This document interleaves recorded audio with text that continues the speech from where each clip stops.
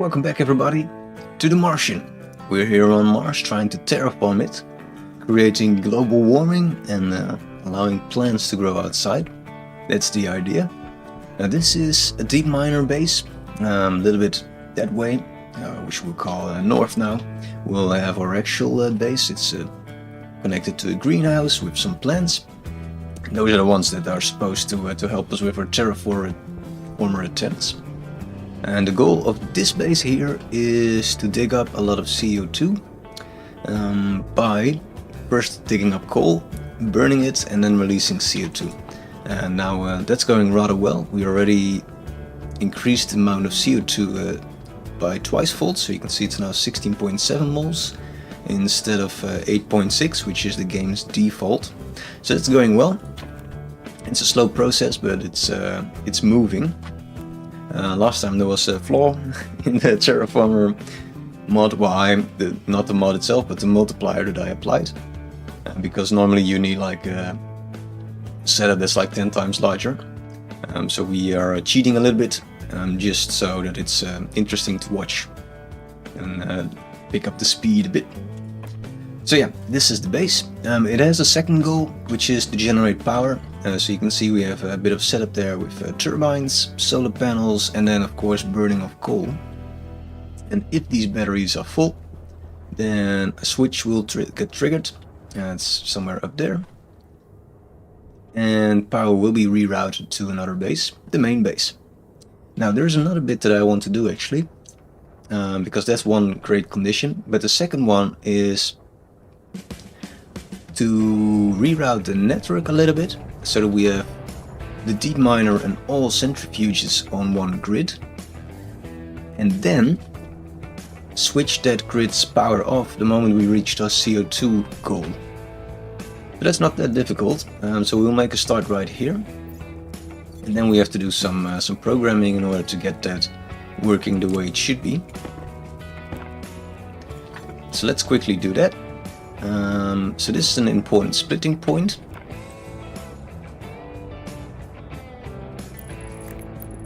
Since this is the bit where the deep miners are connected to.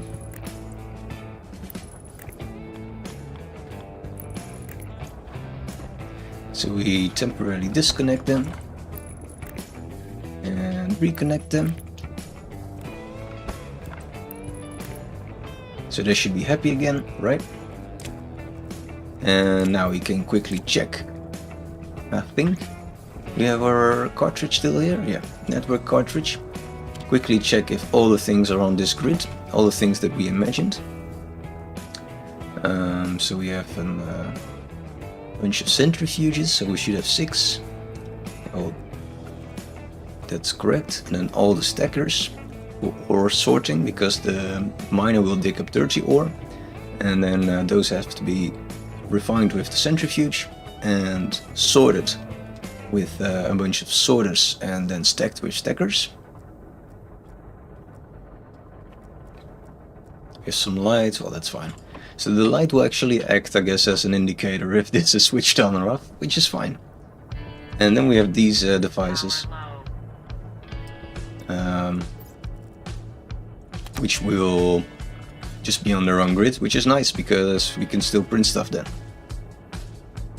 Alright, so I think that's the first part that we needed to do.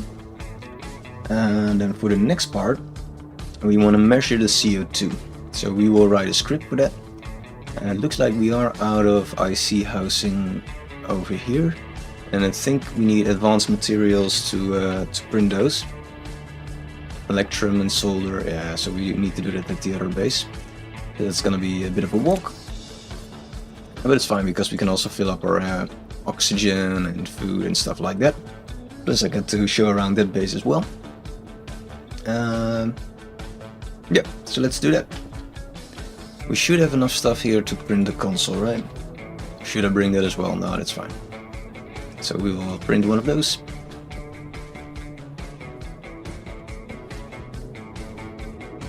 Yeah, so a nice amount of, well this has like 13 coal, hydrocarbon. A nice amount of resources that get refined in these.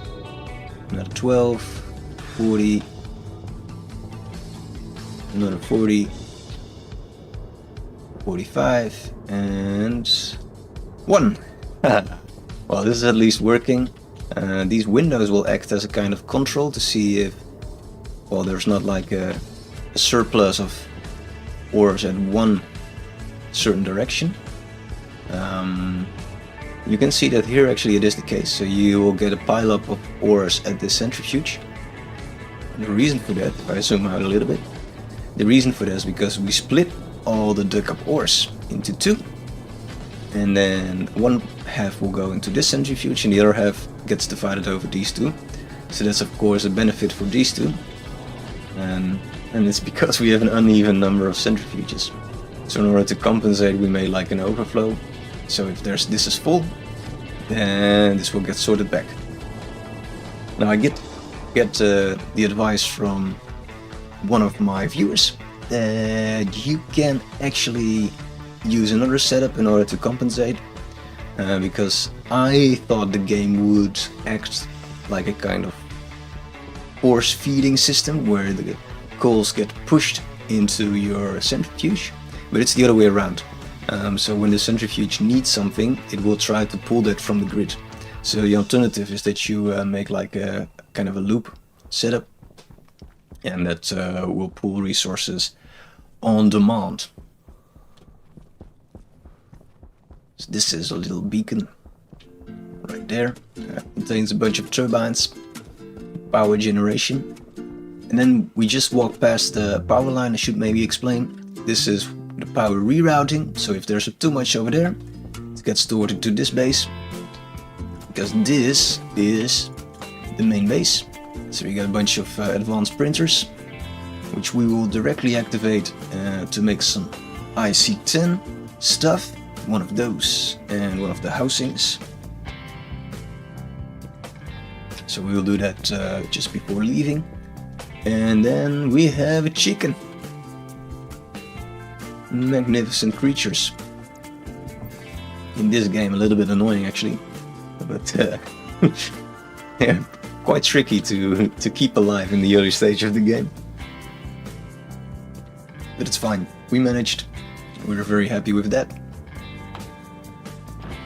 Right. So this is our main base, and this is the botanical lab, where we have our angry little chicken Bob, who still has quite a decent amount of food, but we will top that up. Get some eggs over here, some food. We will worry about all of that later on. First get Bob some food. Priorities.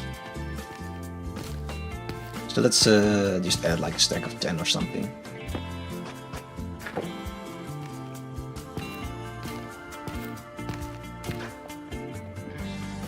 Oh, wrong button.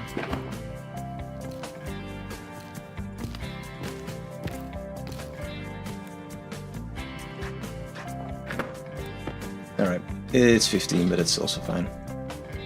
Random bit of food laying on the ground.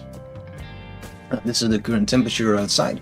So at night it still gets minus 70, so we need to add a bunch of CO2 in the atmosphere to compensate. Currently we're at 97% CO2. This is showing the second decimal, so that we can actually interpret the value from this graph. Doesn't really make sense that we use a graph, but it's fun. I guess it will compensate for like fluctuations or something, but then on a, I think 20 seconds base or something, can we count the number of dots? Or maybe a little bit more. But yeah, terraforming is working. It's not minus 80 anymore at night, but we have a long way to go. So you will have more food. We will have a bit of a snack.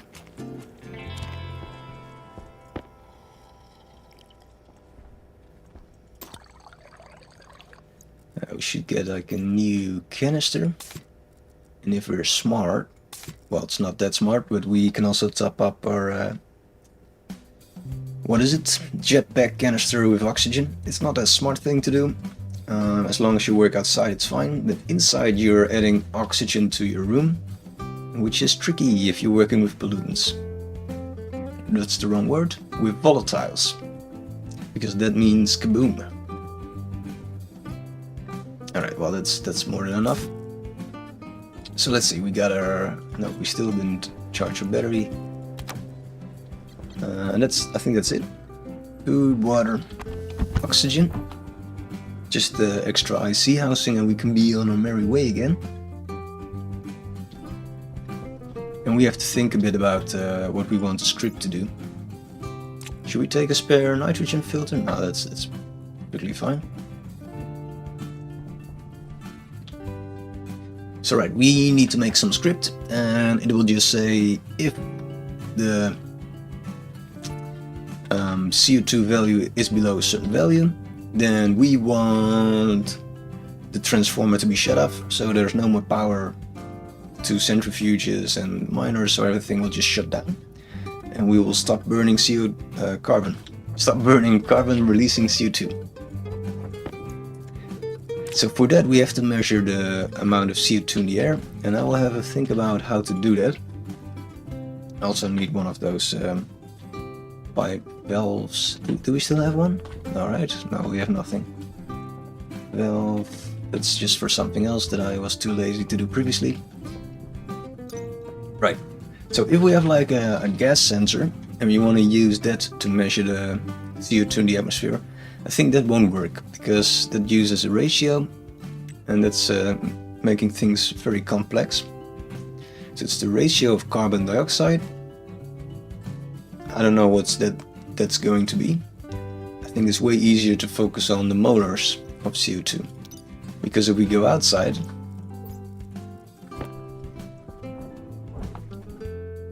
network analyzer, great! Well, if we go outside and we would be able to measure it, then we would see it's like 15, 14 molars at the moment. So yeah, this I understand, and if that doubles, triples or whatever, then I understand what that means. If I'm going to use the ratio, it will be a very complex story, so I don't think we will use that. Now, is there anything else that we can use that will measure the outside gas?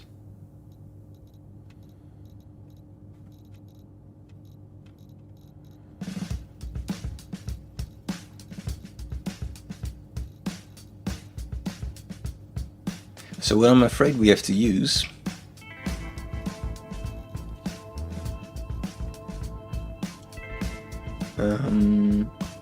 because there is like analyzer kits.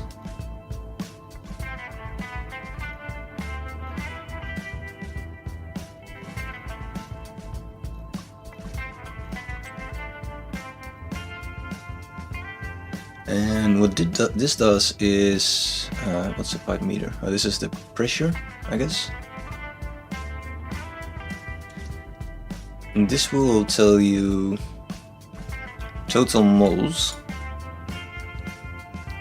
ratios. It's still the ratio. Total moles. I'll have a look on the wiki what this actually means. So it might be that there's the only thing that you can measure is actually ratios and not total moles.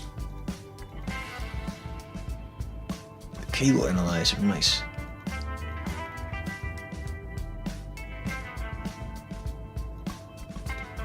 I do have a viewer, I see. If you know anything about this topic, then please let me know. And also, hey, how are you? That's maybe the kinder way to start. Instead of crying out for help. Help! By analyzer.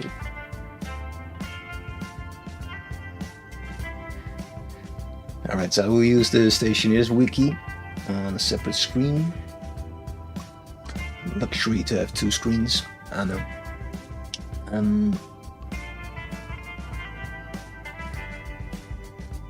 Hey, big monkey! Let's see, you have check VD in for my checkup? What? You've checked in for it? Oh, you checked in for your checkup. Right, there's a typo which confused me. I thought it was some fancy abbreviation. Wait, so you have to remind me, big monkey, because you're switching names all the time. You're Sub-Zero, aren't you?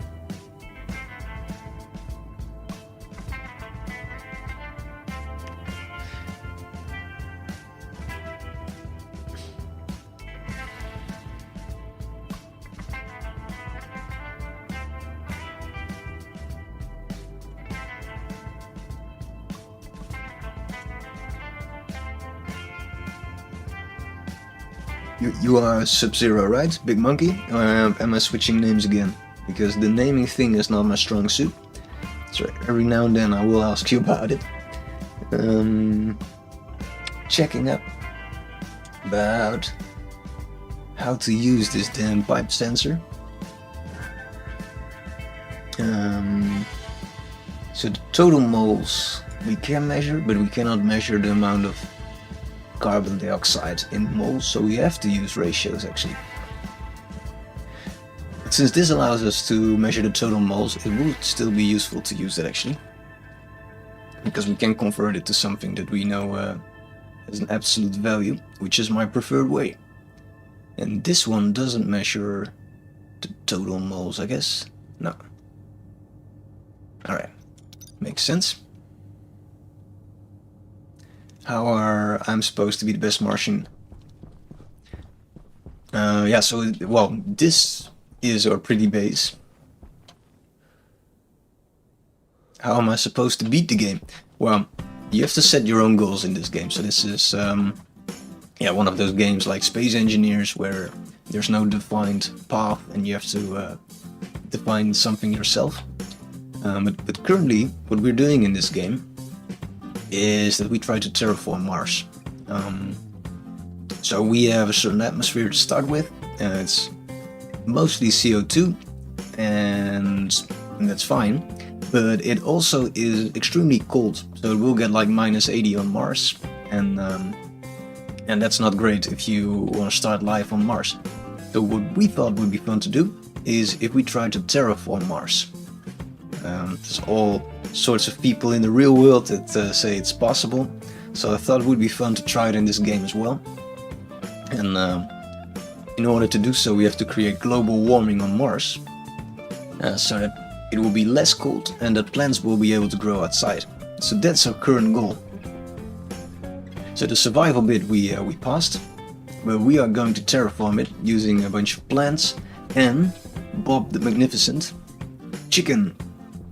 He will be a major part of our terraforming effort. If all goes well, it could be possible to have free roaming chickens outside. Alright, so if we will use the pipe analyzer, then we have to print at least that kit, but it should be connected to tubes. I think we have to make like a little bit of an ugly setup where we will just make like a fake bit of piping, I guess.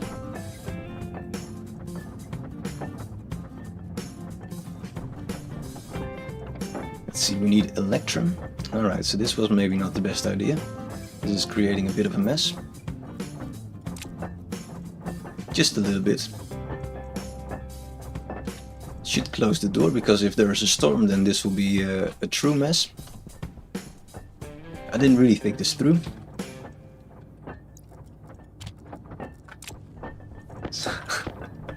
Alright, well, let's first focus on the things that we need. So it was electrum, so we'll stick that in this machine. It just keeps spitting out a bunch of crap. Nice. We want the pipe analyzer. I still need gold. I'm sure that's in this pile of crap there's gold somewhere. Dig for the gold. There isn't. Well, then we still have the closet. How are you today? Is that Geralt the chicken? No, it's Bob. What's Geralt the chicken? From which game or movie is that? Analyzer. Pipe analyzer kit. Print one of those. And I guess we want like maybe an active vent and some passive vents. Let me clean up this mess for a minute. My ingenious ideas. Maybe we stick some steel in there as well, just to be sure. Divide our resources a little bit. And the active vent can be printed. And then we want a passive vent as well. Just to... oh, did I just stop printing?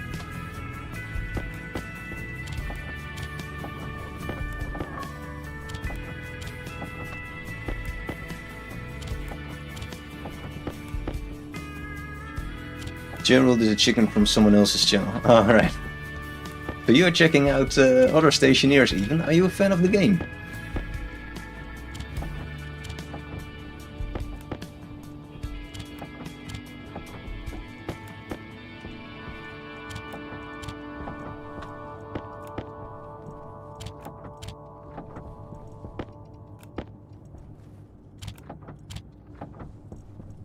Maybe I'm mistaking you for someone else then.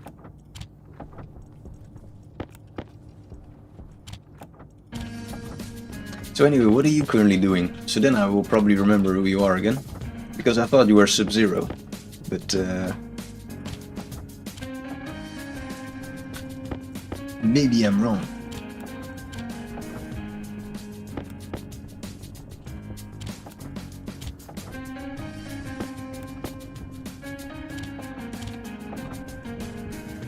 Because which game are you currently playing?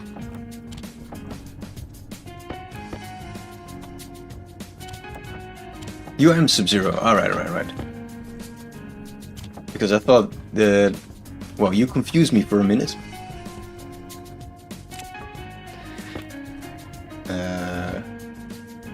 Ark. Oh, you still... Yeah, with the beavers. I remember. My memory is not that broken.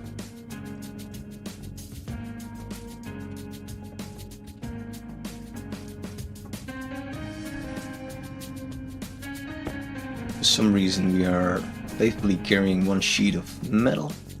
That's not that useful. Alright, I just need an active vent and then we have all the cool things that we need in order to do some fun stuff at the other base. We have a laptop.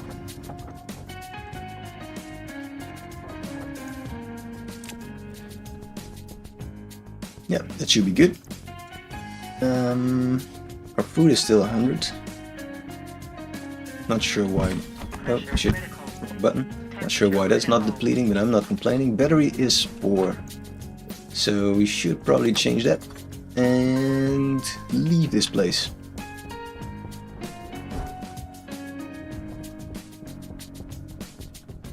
So what's your goal today? Are you today playing Ark? You want to tame like some new dinosaur? I forgot which one you were working on last time. I know you were stalked by a T-Rex, but I forgot the name of the other dinosaur that you were working on.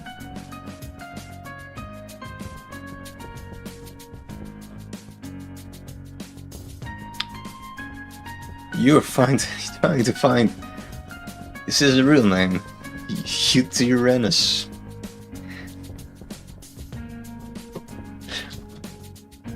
I should up my dinosaur game, that's clear. But I also blame Ark for mixing dinosaurs from all different ages. That's mildly confusing.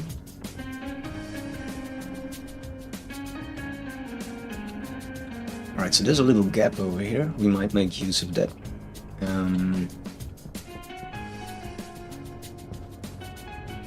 Yeah, that's cool. So what we will do, we'll make some complicated setup, some over-engineered setup. That's the way to do things.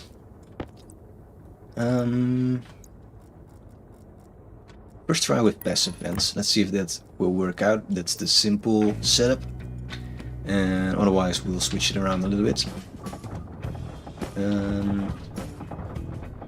Drop you quickly because we are in need of inventory space.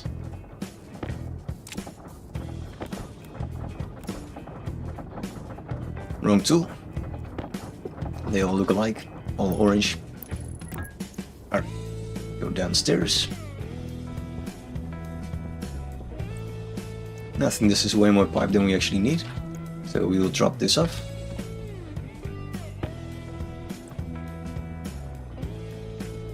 Should be snapped to a grid. Right.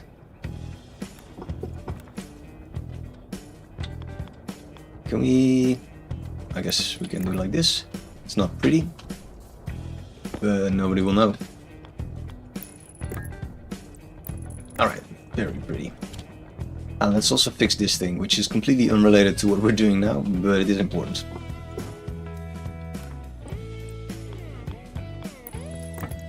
So you can forget about this bit. It's just in case we need this. Alright. So let's connect up all the electric bits. I think this is fine. Maybe... no, that's actually the work. And then we will create a wall, I think. So things will look a bit neater. Wall. Let's see. It's a buffering dinosaur who can roar and buff during boss fights or in general with 20% attack boost and some 50% health boost. Alright. So with buffering you mean it will have like positive effect on other dinosaurs or something? Ark is becoming such a complex game. I remember it as just having T-Rex and Raptors, and those were like the main things people would use. But now, yeah, apart from all the stuff for resource gathering.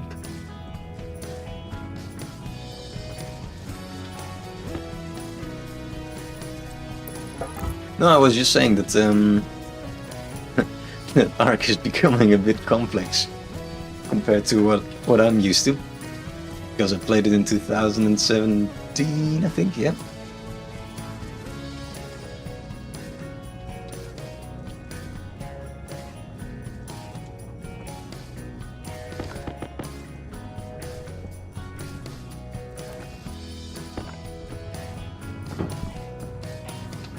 I'm getting old. Alright, this wants to be the other way around. And you will see why in a bit. So if we add this, then we get like the pretty side, but that's not all. Also, if we now stick on our IC housing, I guess just in such a way, then we can still see it, whereas if you mount it some other direction, then you cannot. Very important to see what you're doing. We'll switch these around.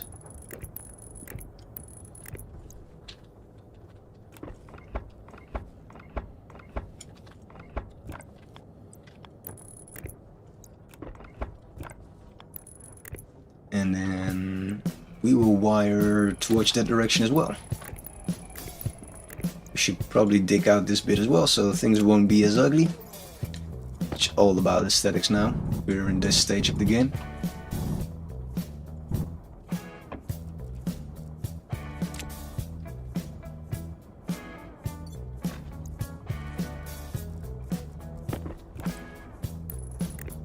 But it's also that we can still see what we're doing. So let's wire up these. Alright. We are missing a bit on the top actually.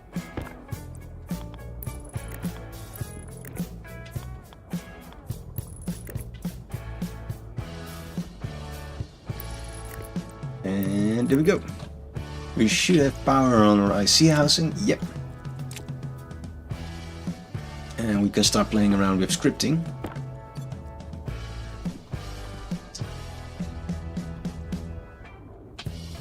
Can we not put this like flat down actually, because this is looking a little bit glitchy now.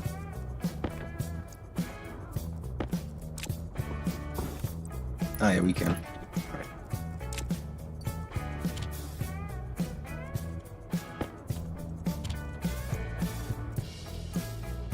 Let's see. You wish you could go back to the days laying down in your living room floor watching Thomas the Tank Engine when I was about 5. Everybody wants that. That's the best moment of your life, right? When you're worry-free as a child. I like that as well. I mean, you have zero freedom, but on the other hand, you have like all the time in the world. And yeah, it was a good time. But thank you very much for checking in. It was nice catching up. Enjoy Ark. And for later on, a good night rest, because I think you're living in a different time zone. So yeah, thank you for saying hi, always appreciate it, and see you another time.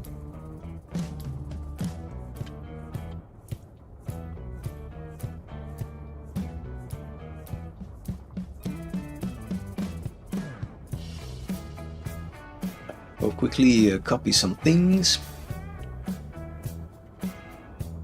to remind ourselves how the scripting worked again. Then I will clear all and we'll start a new script.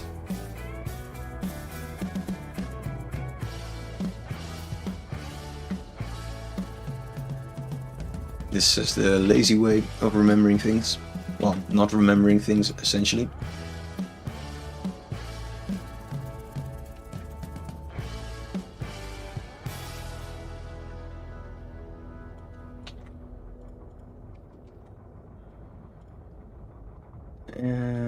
And then set LED.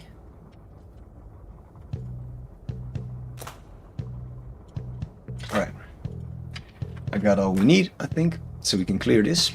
And we should probably label this. We cannot do it like that.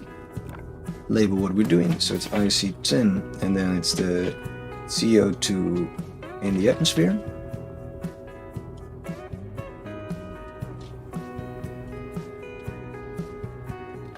And this one as well.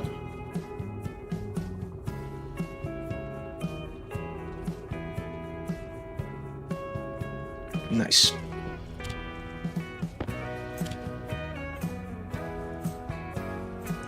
Why did it just... Oh, we didn't save it or something. So, description, let's start with that. What are we trying to do here? If CO2 in Atmos is 40 moles, let's say,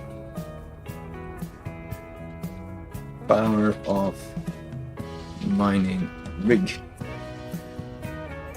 So that's what we're aiming to do. I wanted to switch around the cartridge for the Atmos analyzer so I can actually show you what the current value is, because it is climbing. Yeah, it is climbing now. It's around 12. I thought it was 14, but that's not the case. Or maybe it's fluctuating and we don't know.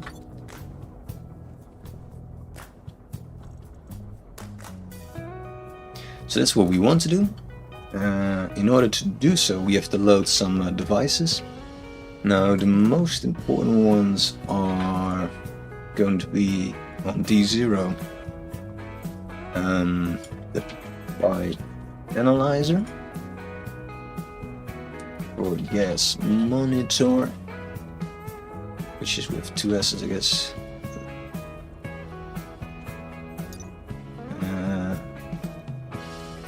No, it's not.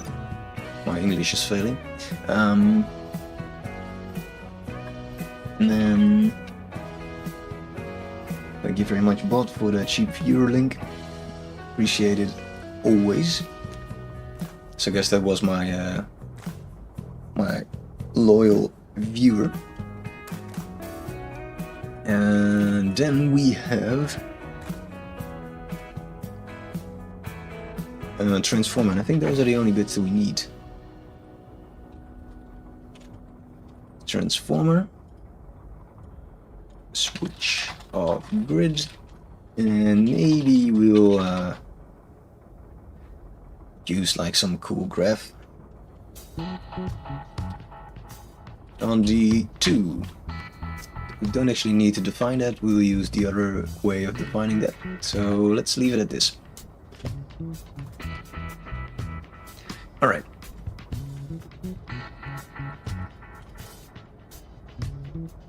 So that's the important bit. Now we will define some variables as well. I will come back to this later on. Can we not use can we use underscore or something?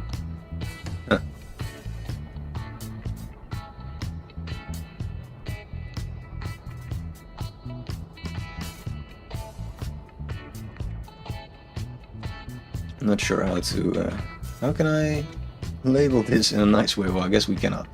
Doesn't matter. Measure CO2.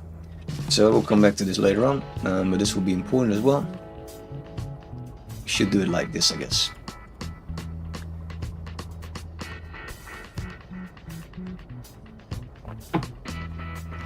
Let's see. We will have the start of the script.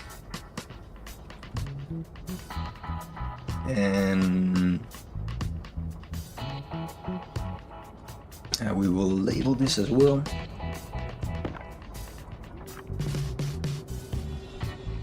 CO2 Atmos by and this will have an important function. Transformer mining. This will help us with remembering what things are, but also will help us tweaking these to the right settings.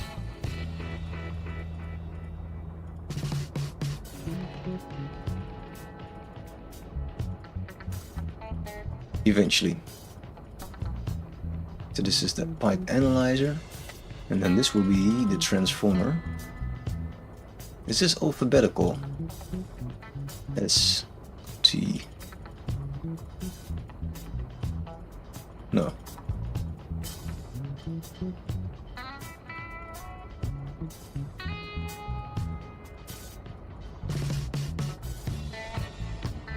Wait. Oh, this is a problem.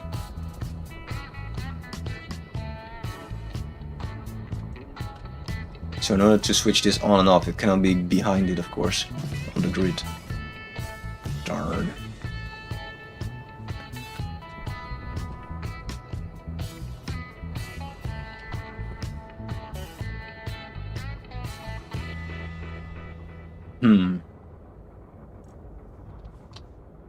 Alright.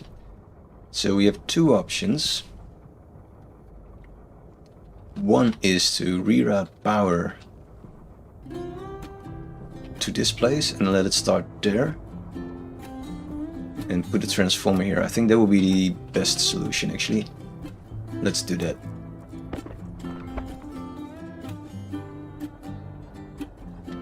Wait. Would be nicer if you make it start here or something.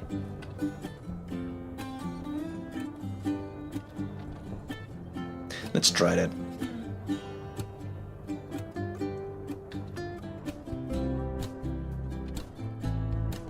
Not sure yet how to do the routing.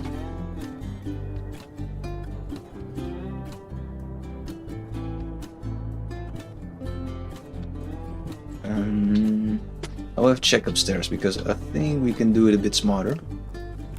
This is the cable management part of the game, which can be annoying part, but it's not always bad.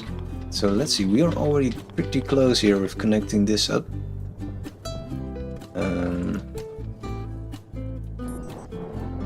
Might help if I will temporarily take out this bit. Yeah, the game is fine with that. Doesn't trigger any weird stuff. So let's see, reconnect this up.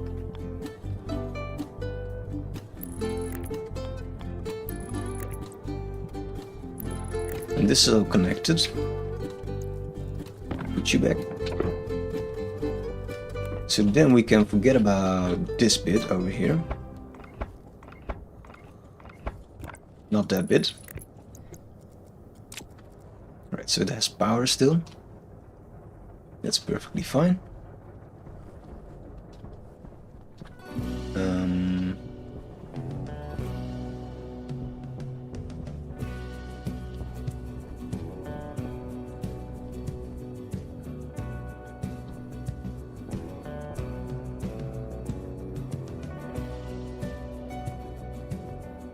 So if we pull, so this is all connected to here, right? Yeah. So if we pull this wire up, or this one, and make it go there, that will make sense as well. We have to be a bit creative here because we're running out of space.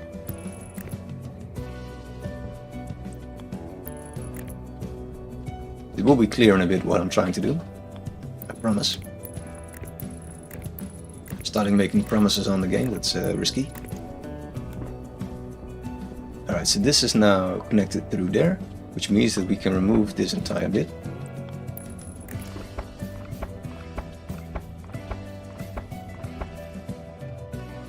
Yeah. That is working out. You can see now that I'm creating space, right? We could even rewire this a little bit, so we have a bit more space.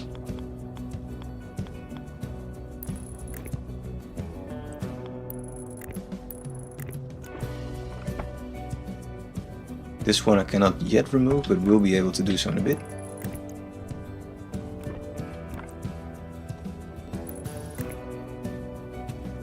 This we should go all the way around, I guess. It's just out of reach.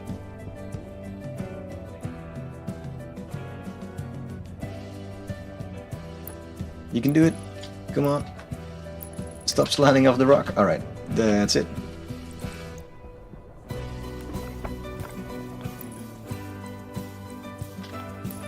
This is also fine. That's still working out. You can see that that was actually the whole grid disconnecting. A little bit worrisome, but still fine. It might be nice actually to connect this just through here, right?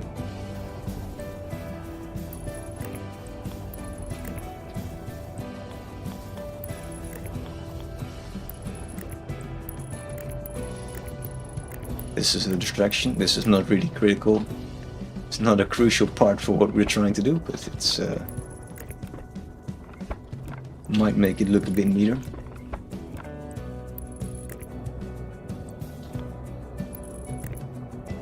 Can we go actually this way?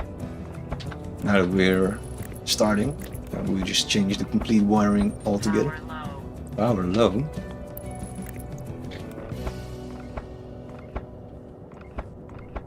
I like the light flickering. Very promising. Game doesn't trust us. Every time it's rechecking like, this is still correct? Yeah, you're good. We won't blow up your base yet. Alright. Well, we created quite a bit of space now. So what we can do is, and we should have done this already, print like a bunch of heavy coil. Hey, Floody, how are you? We're working on this part of the base. Not because we're bored, but because it's finally done. Should I explain what we're doing?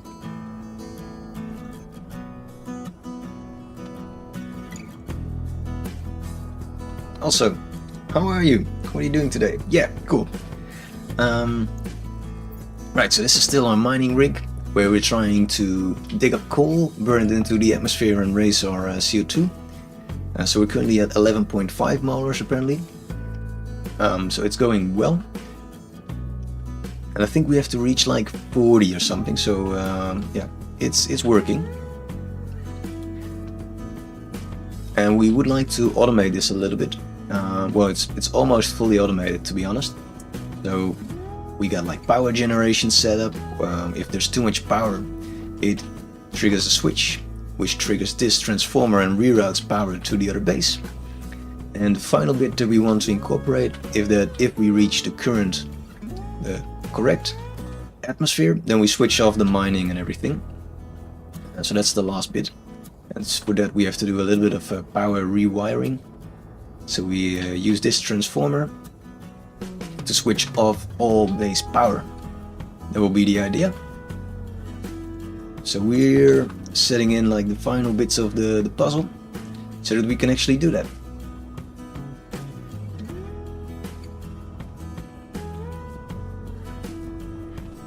Grabs coffee.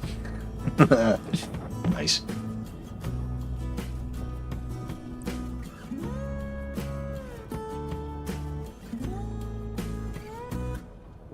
So I guess we can put like a transformer over here.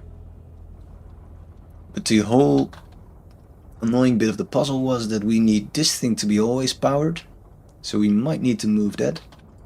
And we want the transformer to be pretty close to that thing. So trying to wrap my head around that. Always switch these to chips. Would that be easier?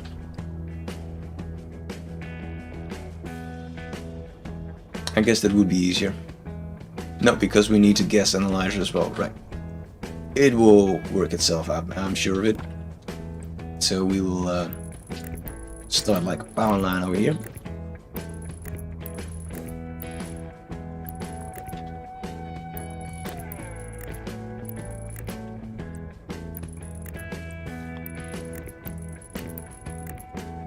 Guess we can stop printing then.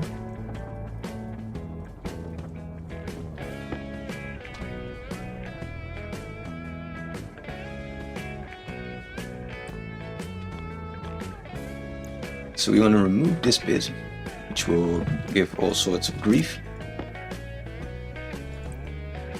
And we will ditch that right there.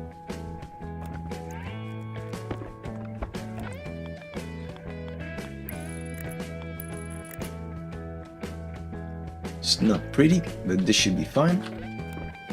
And then we want to do something smart where we connect.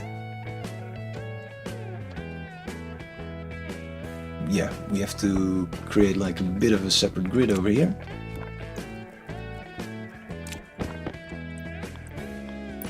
Struggling with this bit, as you can see.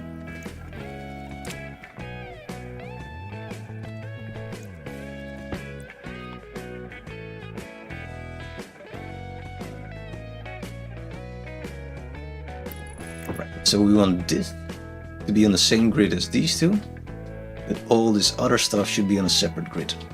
So we have to create some ugly bridge.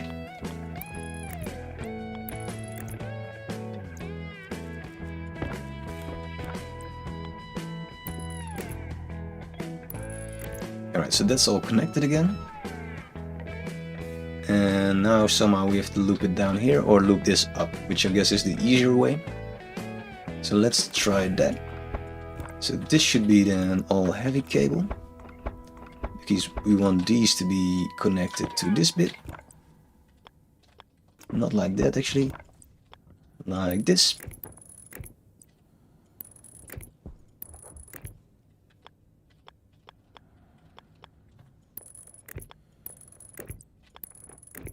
It's all about automation.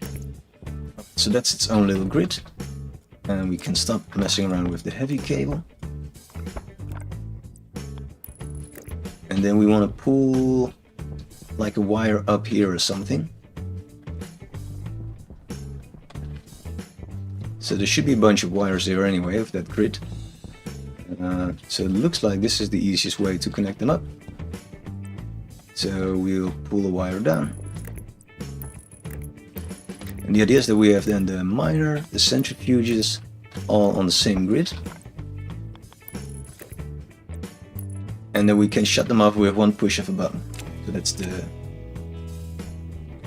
thought. And now we have to put our thoughts into deeds, words, whatever.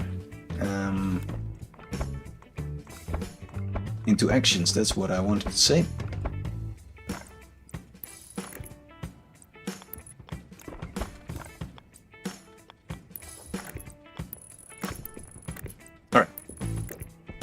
This is fine. Now we can relax a little bit, because now I understand what I want to do again. Let's see what you typed. You wonder how much it takes for you to see any pressure changes. Yeah, so we are cheating a little bit, right? So we use the Terraformer mod that we boosted so that we actually see an effect, so that things will be still enjoyable to watch, and not that we will be here for like a month of just walking around and waiting for things to happen. It looks like there's no power, so we should check upstairs what's going wrong here. It gave me an indication that things were connected, but it was lying.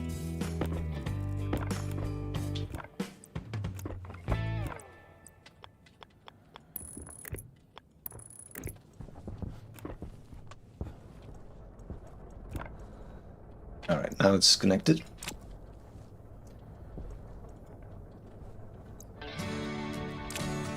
Alright, so this is working again. Let's try to force some coal burning. So I did test this a little bit, and I saw that with a stack of 50 coal you already see like 2 motors increase or something. So that will give you an indication of how that actually works. But we're now working on a graph that will visualize it a bit better, I hope. Get some more consistent measurement, because I don't like the tablet. It's showing me a different value here than, for instance, measured downstairs, I think. I don't know, now it's pretty consistent. I don't know, but it fluctuates a bit. If we go up, So it goes like to 9. Oh yeah, so if you're at this level, then you just bad luck, because it looks like a different value over here. I don't know exactly how that works, but we will try measuring it in a different way.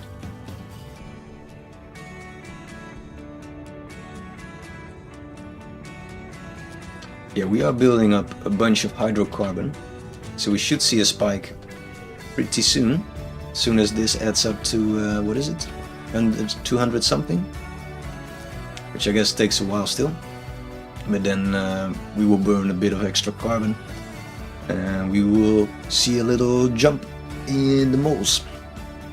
What are you working on today, Floody? Or are you just chilling? Which is also fine. It's not loud, but no. So this is the Atmos pipe analyzer, that's correct. And this one wants to be transformer. Oh, we should rename it actually. So this is transformer switch CO2.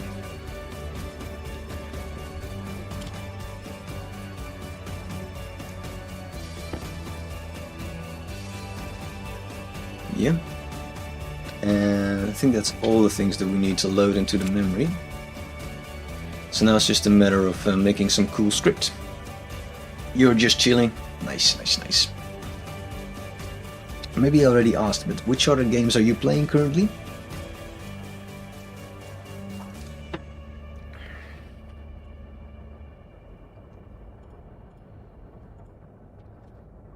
Right, at the start we want to do what? We want to calculate the current amount of CO2 in the atmosphere. I think we want to switch the pipe analyzer on. That's probably one of the things that we want to do. So it will be something like this.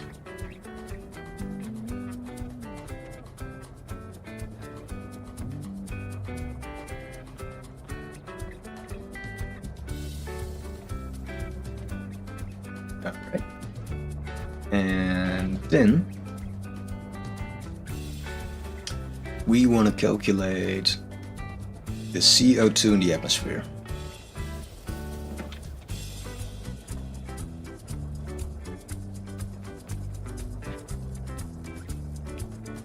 This will be tricky, so we have to think about that. You're getting Astronatica now, and also chill with survival in vintage storage at the moment. I will have a Google. Astronatica. What does that look like?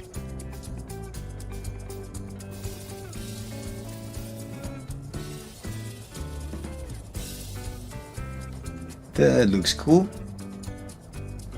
I see some Half-Life gun, some gravity gun, but it also looks a little bit like what's the No Man's Sky game with jellyfish plants or something? Subnautica in space. Ah, right. Well, technically Subnautica is in space, but just messing with you. Cool. Let's check if we need anything actually.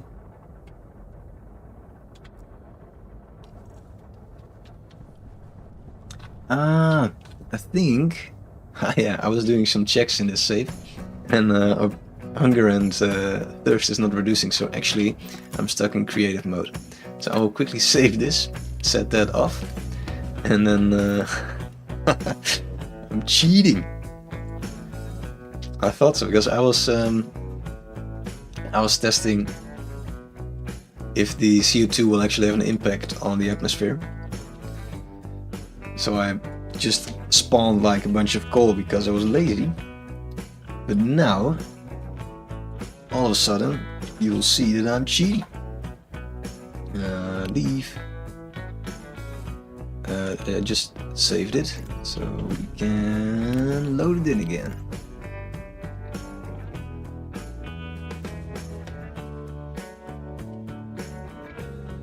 Yeah, there we go. Hunger is immediately dropping.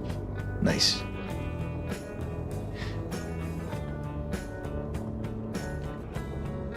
Not that it adds much to this stage of the game, the hunger and the thirst, but it's nice. So let's see. Astronatica, you do hand chiseling, clay forming, pit, kilns to fire your clay. Ooh, I will check it out. That actually sounds quite cool. Maybe because I do like Subnautica a lot, and I didn't know about the existence of this game. Alright, so now we will have a bit of a think on what we want to achieve here. So this is going up, so we will have a bunch of coal burning in a bit, so that's all fine. We can stop worrying about that for a minute and start worrying about the nerdy part. So we will use pipe analyzer to go and see.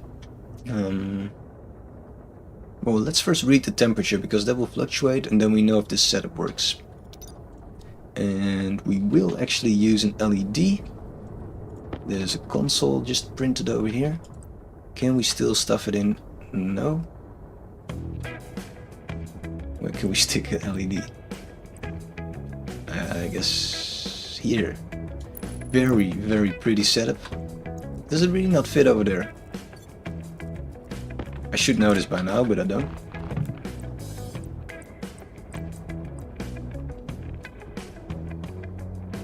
Blocked by cable. Ah, we can stick it here, but then we cannot read it, right? Can we stick it on the ceiling? I don't know, we'll just stick it there. It's fine. Doesn't have to be that pretty. We're way past that point already. Of prettiness. Alright, we have LED as well. We will label it so that we can actually find the LED. CO2 LED, which is a lie because it will not display that, but maybe in the future. So we will set D2 to CO2 LED.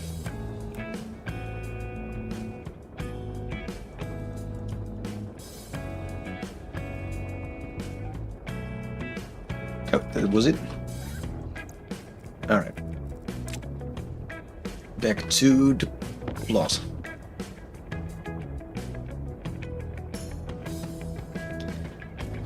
Alias LED to D2. Alright. So we will start with that bit. So we will read. So this is just the testing bit, which we do over here, where we read the value from the pipe analyzer, and in this case we will use the, so that should be load actually, load pipe analyzer, and my dog is making noise, and we will load the temperature. What's the D? Wait, I'm doing this wrong again, aren't I?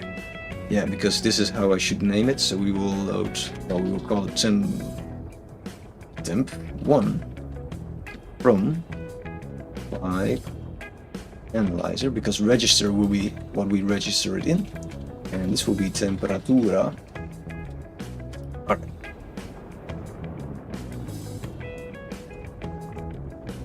I was just about to say, what's that noise? Apparently our laptop is safe from the storm. So we will pretend like nothing is going wrong. Oh, it's moving. Don't you dare. Don't you dare, laptop. Can we hold it in our hands and still use it? No. Let's move it in this corner. Oh, it's stuck at our feet. Alright, so it will actually blow away. Can we cheese it?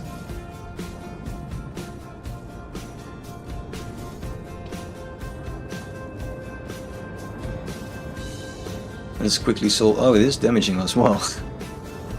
Alright. Wait, let's quickly create a little glass box. What? Hey, stop. No, stop doing that. Stop making ladders. We have more than enough ladders. Whoa. Wall. Chaos. That's it. Oh, now it's spitting things out as well. It's becoming angry. Nice. Angry machine. Stop printing things. Iron sheets. Spit them out. There we go. I like it. The letter is glitching things out. Alright. Gotta real box ourselves in. Safe from all storms. This will be a problem when something goes wrong. But so if now our grinder runs out of battery, then we're essentially stuck. Let's check it for a minute. Alright. Box ourselves in. No distractions. Does that work? 2% damage. Ah. We created a safe space. A little bubble. Focus. Let's see. We were doing something very important.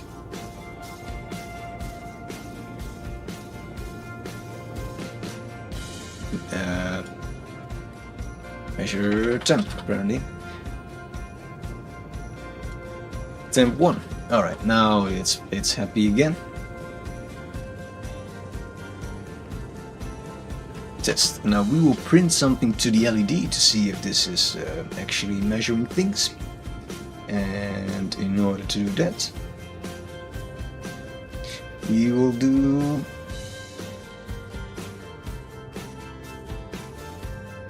set an LED to setting temp 1, and it should display amazing things as soon as we export this. Right. Well, that's nice. Didn't think that through, did I? Power low. I know. Alright, so the temperature is currently minus 30.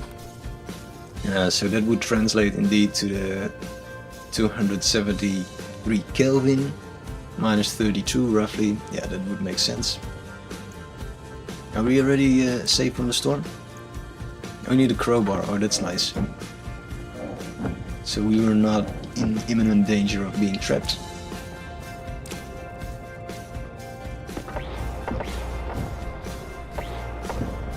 Welcome back to the world of the living.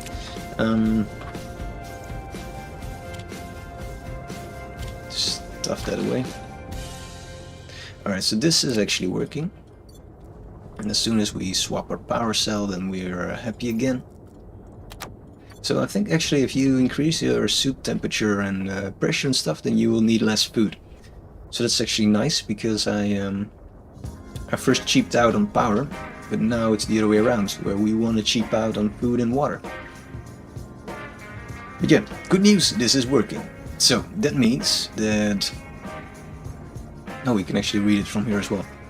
That this is actively measuring things in the atmosphere, because we use 2 passive vents. So we want to see how up to date this is. Because now we measured as minus 50.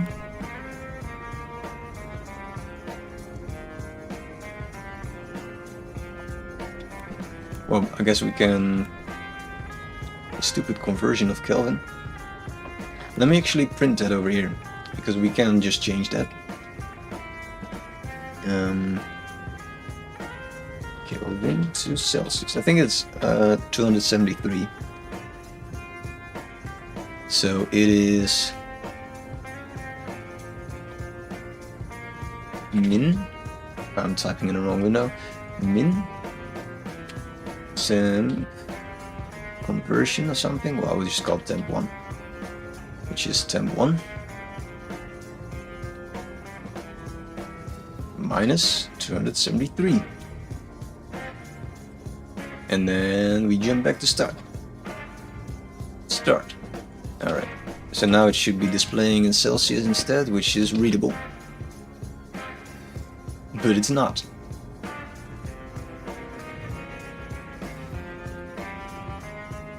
Why is that the case? Min register.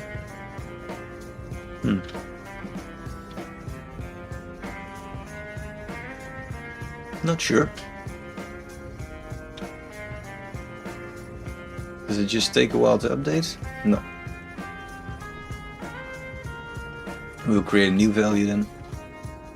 Because maybe I'm not allowed to overwrite values or something.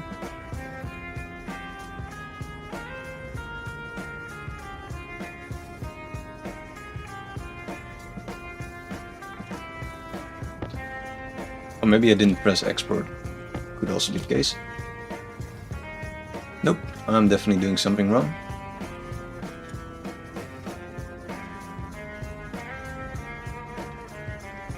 Can we see the flaw?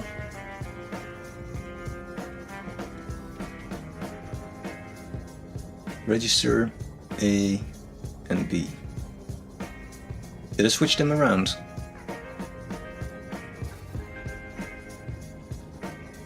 Minus does what? Register is min of A or B. The way that this writes out helper functions is not really helpful, is it? So I will use the Stationeers wiki, and the mathematical functions help, because that displays things in a bit more readable format. Yeah, that's all I want to do. Oh, this is the minimum. Oh, I should subtract. I'm using the wrong. Thinking about minus. Oh no.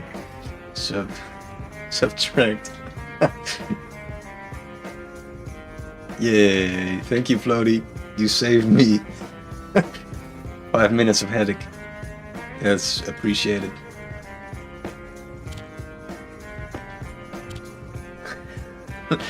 Yay! Minus 80. Alright. So that is correct. So how fast do you update? It's pretty fast, right? So the reason why this is an important check is for the following reason. We're using a passive vent over here, connected to a tube with a passive vent. So this is just measuring the outside atmosphere. Now why the hell are we using this complicated setup? It's for an important reason. It's because this pipe analyzer can measure more things than the just plain gas analyzer. Because this can read the total moles as well, and not just the ratio. So this thing is cooler. Can also read the pressure, which is also quite cool. But that's also done by the normal app analyzer, so that's not of additional value. But right, this is working, so testing is nice. So we start by setting the pipe analyzer on. We know now that it works, and we want to load some things. So we can remove these bits actually, because that's not important anymore. So we want to top mole. We want to measure the total moles in the atmosphere, and it's called total moles. Total moles, right? So we'll move you to there, or better, to there. This bit. So that should work. We will test things in time, actually, in real time.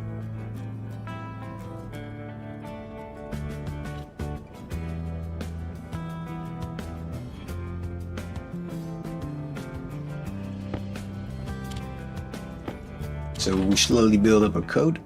So total moles in the atmosphere is 0.35, and that is because... Does that make sense?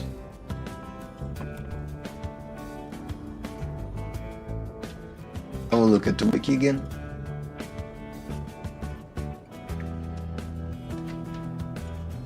It's float value. Why should that be 35? Because we should have at least 11 moles of CO2, right?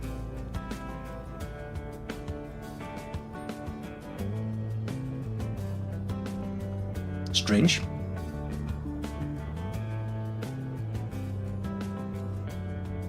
This I don't understand yet, but we'll just continue like nothing happens.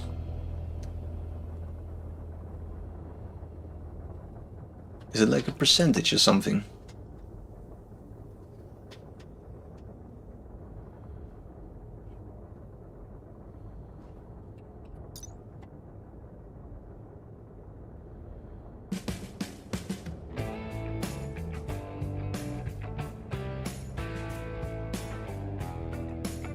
Total moles.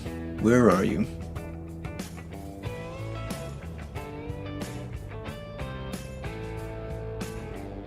Alright, not sure how useful that is then,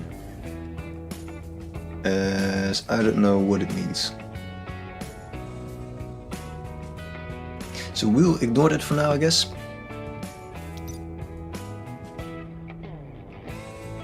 Is it actually changing over time? So now it's at 356. And it is changing. It is increasing, which I guess is nice. I don't know. We will just keep it. I don't know what the value indicates, but we will just keep it for now. We'll briefly check upstairs if we're doing well with the carbon burning. I think we are doing poorly because we set the centrifuges to load up like a lot of resources before they shut down. But since I interrupted the power a bunch of times, then we are a little bit behind on their schedule. So they have to restart all the time. Slow process of upping up the RPM to 100.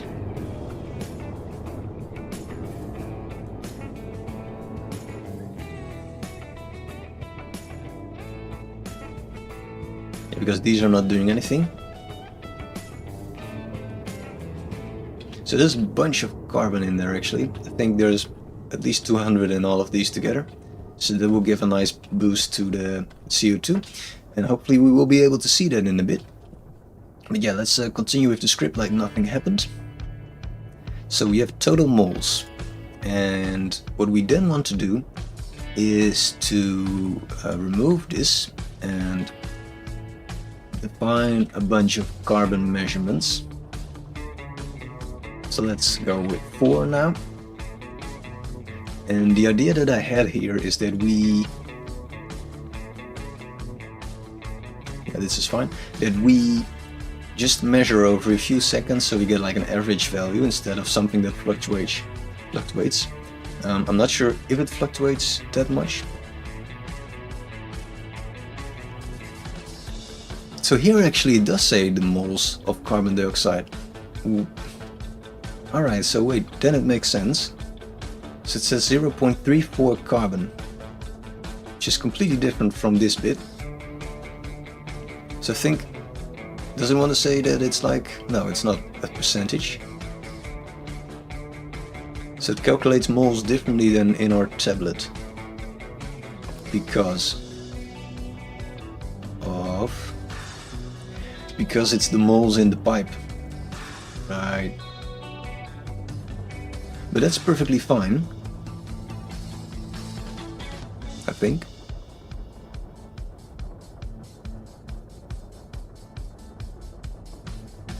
Might be a problem, actually.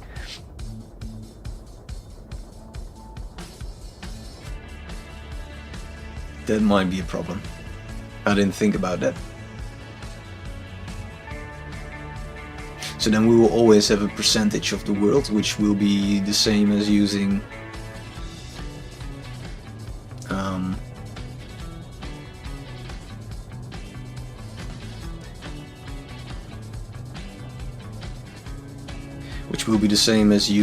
the percentage of world atmosphere, so that's not ideal.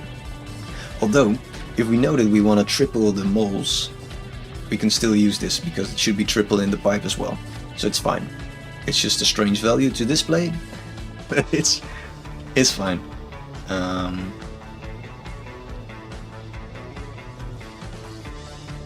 We could actually increase the volume in the pipe, thus representing like a fraction of the world or something. So if we increase it to like a total of 1 mole, so if we increase this by a factor of 3, it would represent like a tenth of the world or something. Might make sense, I don't know. This also shows a little bit what the mod is doing, right? So it's reducing the volume in the world by a lot, so that everything that you burn will have a much bigger effect. Well, let's forget about that. Let's first focus on getting this calculation done, and then we focus on what we should aim for with the number. So all we want to do is just measure the CO2 over a certain amount of time and display the average. So that's not too difficult. That's within our limits of fantastic programming. So we will just load these values as the ratio CO2. It's strange that actually the thing displays the moles of CO2, but it's not a value that we can pull out of the analyzer. It's all ratios, right? Yeah. Or is there a mode? No.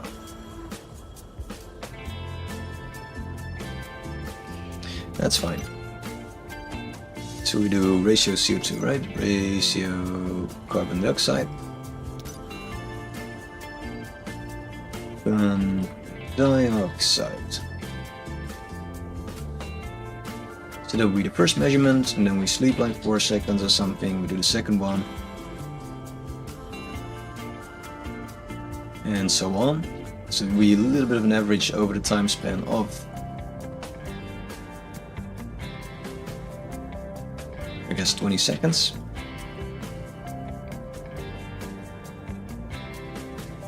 You always use combination of ratio and pressure, never moles. Maybe pressure would make more sense, because that's uniform, right? So this has the same pressure as in our atmosphere. Although this is dependent on temperature, so I prefer not to use that actually. No, I think I will stick with moles. Because the temperature bit is going to change, of course, so that's going to be annoying. So we have first measurement, third and fourth. So over time span of, well, I guess 12 seconds currently. Let's make it 15. Looks a bit prettier. And then what? So we can skip this to the bottom actually, so we still know what it is.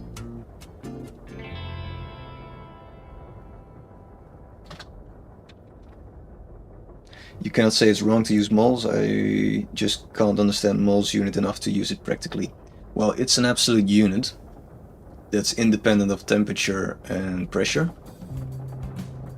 And I just want to see like a 3-fold increase in carbon, so that will be the most logical way for me to show that.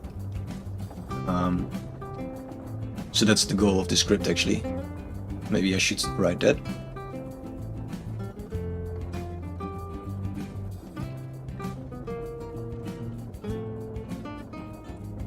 It's the number of moles in area, yeah. It's just that we cannot use the 40 value that I've written here. Because that's not what's in the little network that I built. So we have to use some different value. So in the second bit, so I should write that, load ratio, and then here take average. So we will use a sum function. Is that I will look up these functions actually.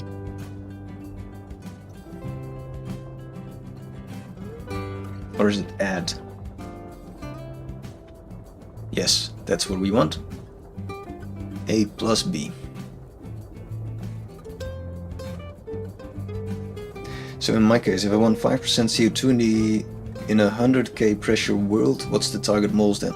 I don't know what my percentage of CO2 should be, so that's the problem actually. I just want to have a certain temperature in the world, but like... We could also do that actually.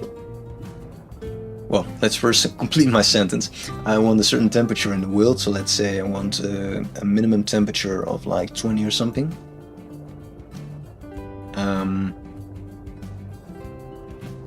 And if that's reached, I want the system to shut off. But I don't know what ratio of carbon dioxide is required to reach that temperature. So we could also write a cool script that will keep loading the lowest temperature in the world and store that. And if the minimum temperature over a time span of like 20 minutes, so that's I guess a full day, I think that would be cooler actually. I think you're onto something. So if the minimum temperature over a time span of 20 minutes is above a certain value, then it will shut everything off. I guess that would be nicer. Let's do that. That's nice. I like the sparring. So let's switch this out for a gas sensor then. So we'll skip this whole moles thing. Yeah, let's do that. I think that would be very cool.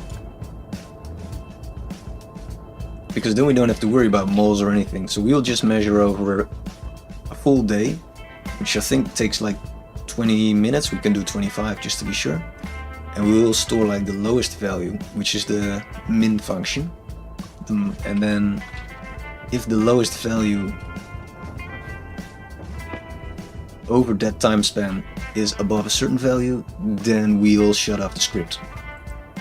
So the downside is that it will take like a full day before a system is able to realize that it reached the right temperature. So that's the delay. But I think that's fine because it won't change that much in a day, I imagine. No, it won't because it's still 10. So we can take out this bit.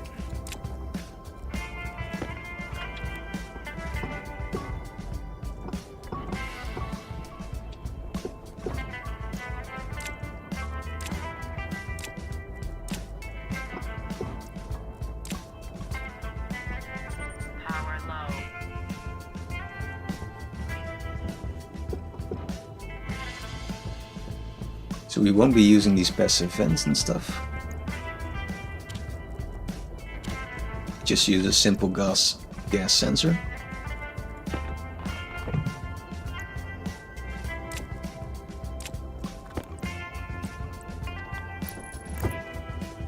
Like that. We will label it to the CO2 sensor, or just external sensor, because we can use it for several purposes, of course. So we set this to yes, to that, and then we have to edit it a bit. Gas sensor. So we will read just the temperature, and that's the only thing we will read.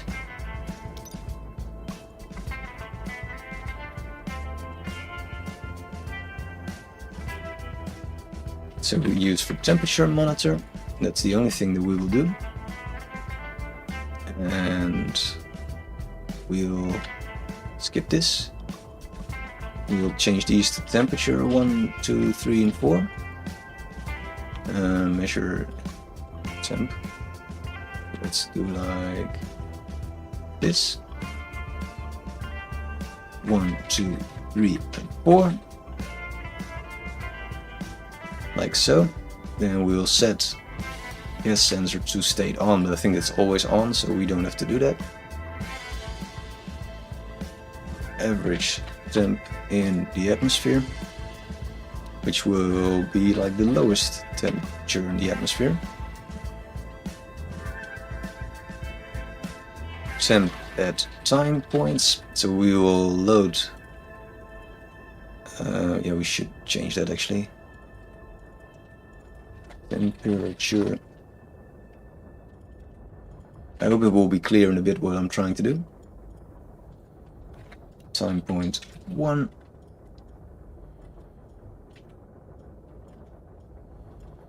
So So let's say we measure every 5 minutes or so what the temperature is in the world.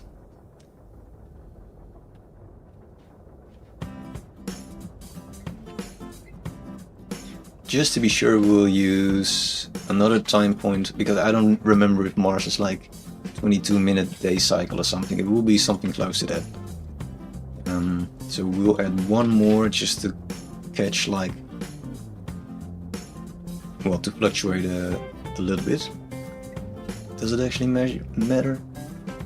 Well, we'll do that. It doesn't matter.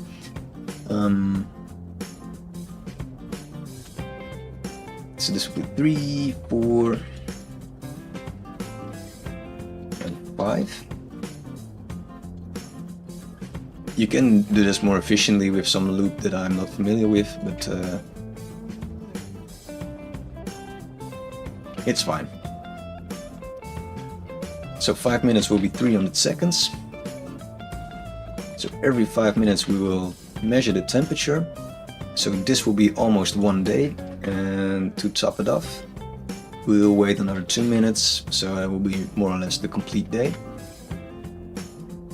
And we can move that to the bottom of the script actually, so that we complete the full cycle, and it will take 22 seconds. Then optimal is not a combination of temperature, ratio and pressure I'm looking for. No, the pressure is not the problem, because the plants can easily handle anything ranging from 10 kilopascals to whatever. It's the temperature that's the limiting factor, on Mars at least, as that is currently -80, and we want it to be something like -30 max. So with max I probably mean the minimum, and that's the bit that we're gonna calculate over here. So from all these values we want to determine the minimum. Now I think we cannot load them all together. So there's like a min function, which is not minus, but it's the minimum of A or B. So what we will do is we will just store a bunch of crap in here. So this will be min1, which will store it in 6. Minimum.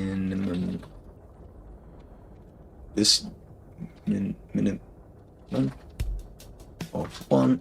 This will be, yeah, this is like an elaborate way of writing out something that's probably, you can probably reduce in something easier, but that's like the main thing of scripting, that when you start scripting and you're a complete noob, then a year later you realize you can write like 80 lines of code in like 5 lines. So we're still in the stage of 80 lines. Good. Do you actually follow me, Floddy? Do you understand what I'm trying to do? Or does it not make sense with my explanation of why we want to focus on temperature?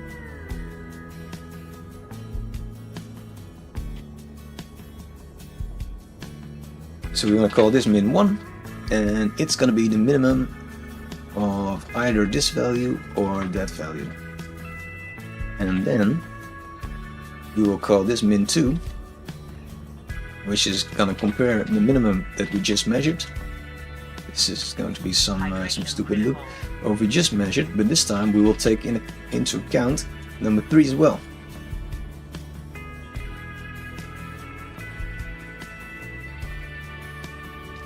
Indeed, I want to take different readings to get a more precise average value. Indeed, and we're gonna do that over certain time points in the day. Nice.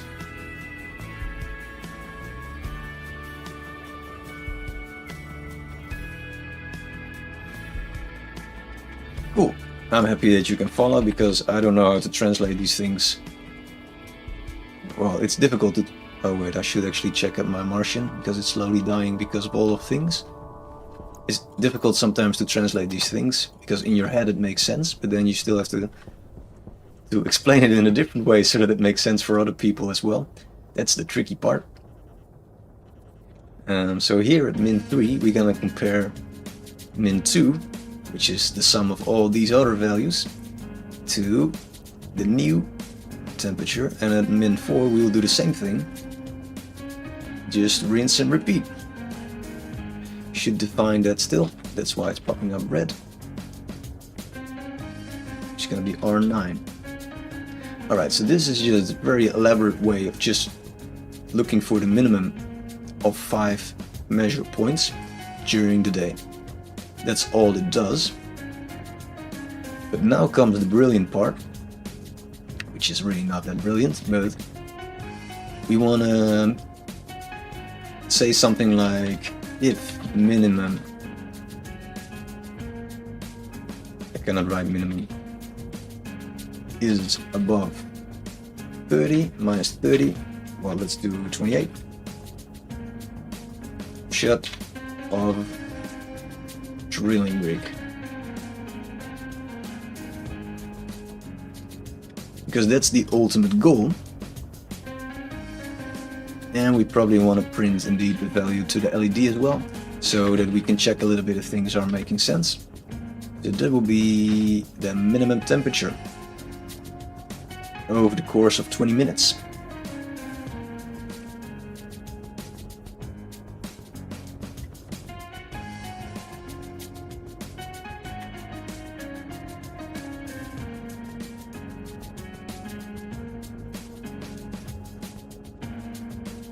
Alright, so we just want to do a bigger than, I guess. Which is always confusing because we're working with minus values, but I think it should be able to do that. So, bigger than.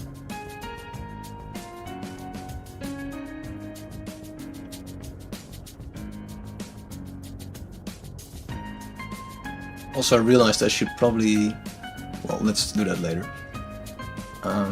Bigger than. If min value is bigger than, let's check if I do it in the right way.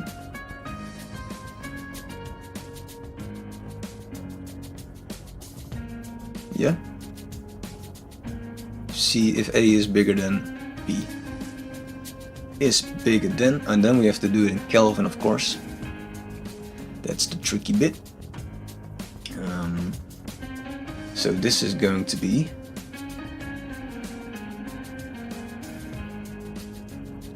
(273) minus 28 then, which represents the Kelvin Celsius conversion, so that's 245 Kelvin. Let's actually write that down. Well, it first wants us to complete the script, so that's fine. Branch off to, well, let's do the transformer trans off something. That's wrong. Oh yeah, because we didn't define that yet. Right, that's fine.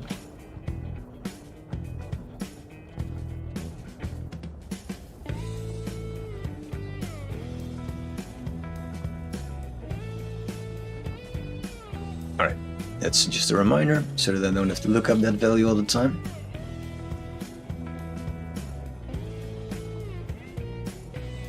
Alright, so we will start this over here. Because otherwise, if that's not true, then we will just sleep and jump back to start. If it is true, we will set transformer to state off, which will be, I don't know how we called it actually. Oh, just transformer. All right. Power, and then no, that's not what we want. On to 0. Switch off. And that's it, I guess.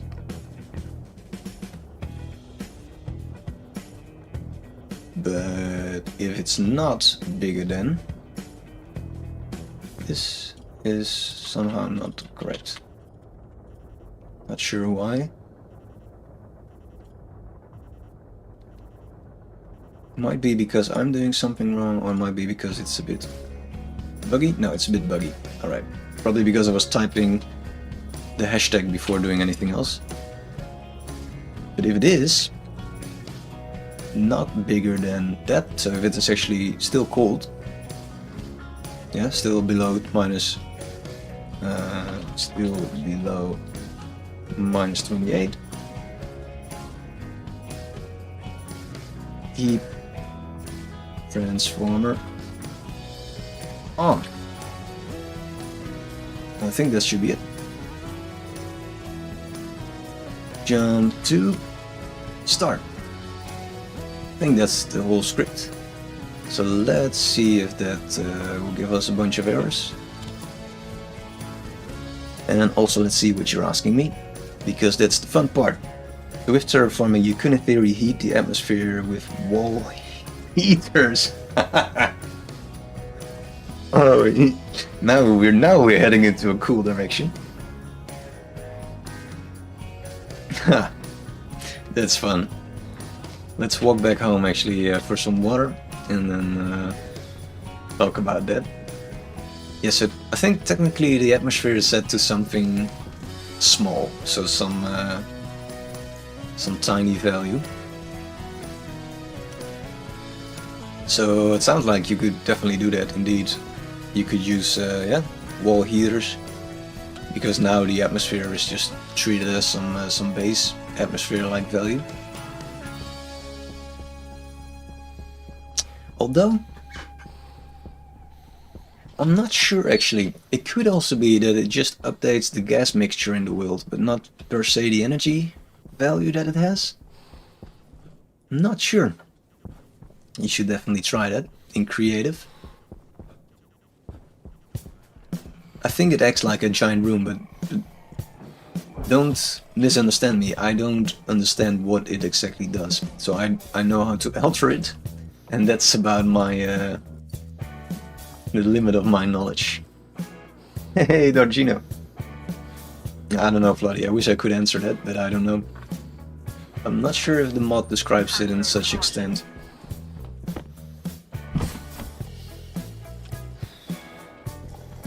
Very unhappy station here.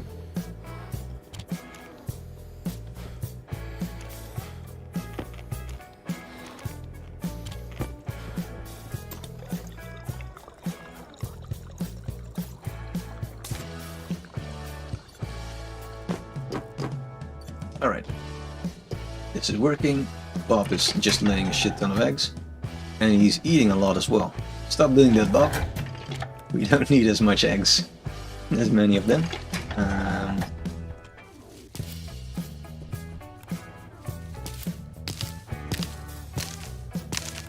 Let's harvest a bunch of these. We got a shit ton of food.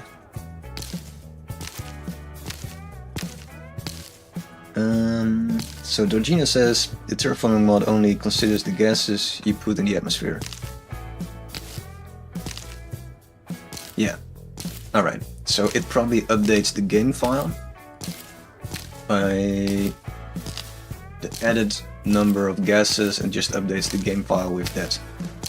But that's where it becomes a bit tricky, because those gases contain energy and it also exports that, I guess.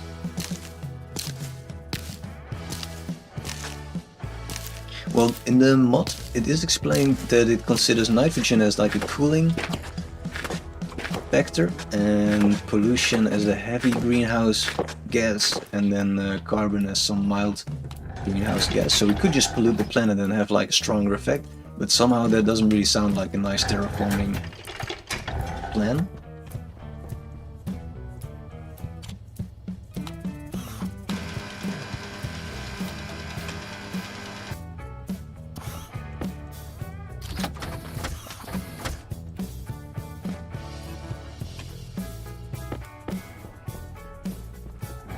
We did our daily juice again. Took shower, got food, water. Could take a bit more, I guess.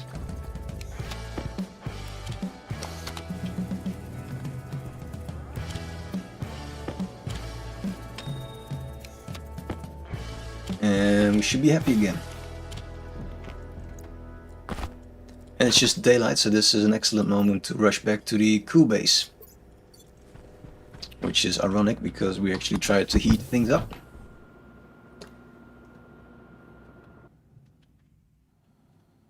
So if you remove gas from the atmosphere, does that affect the temperature You could also add a bunch of pollutants for warmth and then take it back out. Now I think the moment you take them out, then the temperature drops again. So it's not... Yeah, I think it just uses the gases to calculate the greenhouse effect. Yeah. No, I also don't know, so I can only speculate because I don't understand mod language.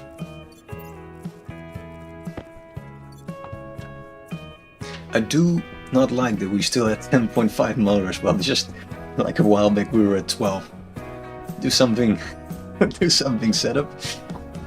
I know why. It's because the centrifuges need such a large volume before they spit out their coal, is that it takes ages. So it's not like a nice gradient, a linear effect, but it's like big spikes. So we could actually force it to do something, which I will do right now, because you are taking too long. Or did it actually empty?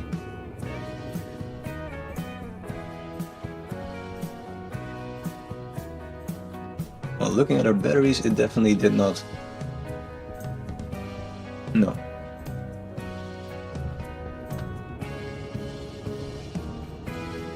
This one did actually. Huh.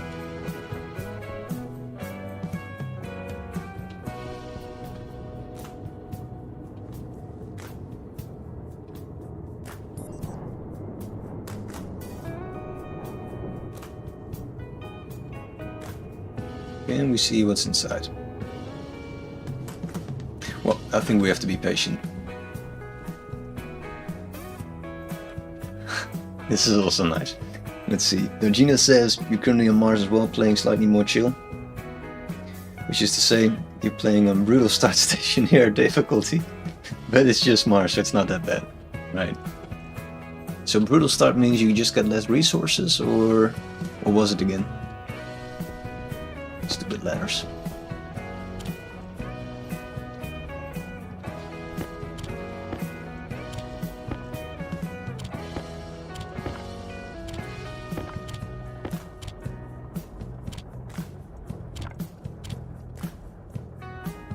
Let's get rid of the letter. We don't really care about it actually.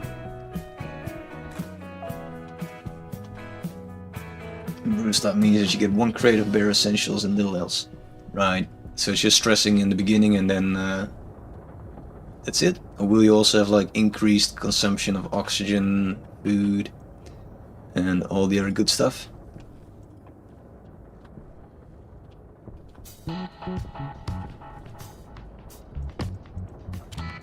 Let's go hunt for some ores. We want to see some increase in carbon.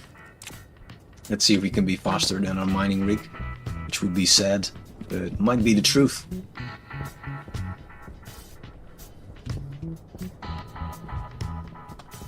Instead of being given an airlock and walls, you get a lot with the normal start.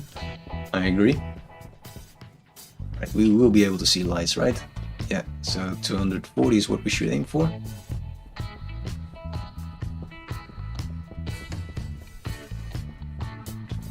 Venture out in the wild for some coal.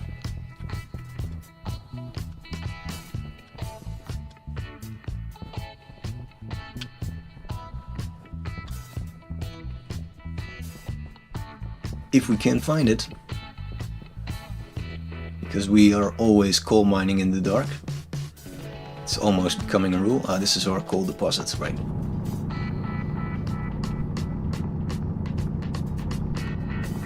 So let's get like, can we get 200? That would be fun. Not sure if it holds this many.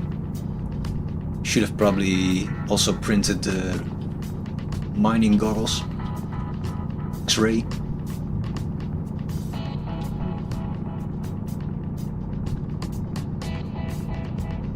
So you're in the process of fabricating 4 large station batteries. Yeah, I never made those. I didn't want to bother with the advanced metals. I don't know why. But some part of me said like, nah, I just want to do other stuff. So what was it again called?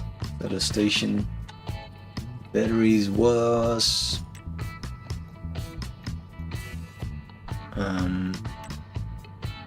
Stellite. That's something I never made. Stellite. No, it's cobalt. Right. It's not that difficult actually, but I just never bothered.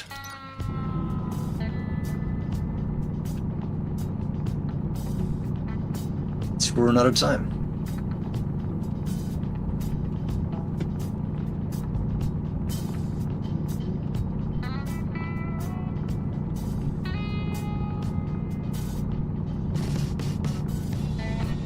So I'm curious if the script works. So it should, well, after one day, it should display some value, at least the minimum temperature over the time span of a day, and then we keep track a little bit of what that value is.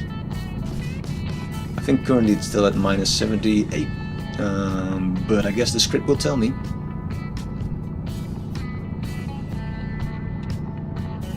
So that's already 100. I guess we are actually faster than our deep mining setup, which is a little bit sad. We should have built it the other way around, like first the deep miner setup, and then our base and the plant genetic plan. But I had no clue how fast things would go, so that's something for the future. There is a lot of coal there actually, that's lucky. So one of two things might happen if we burn all of this coal. One, the terraforming might actually work, and we finally see a big spike in the atmospheric carbon. The second possibility is that nothing happens and it stays more or less at 10. Then we know that it's still broken, although in creative it wasn't. But there's actually a third option.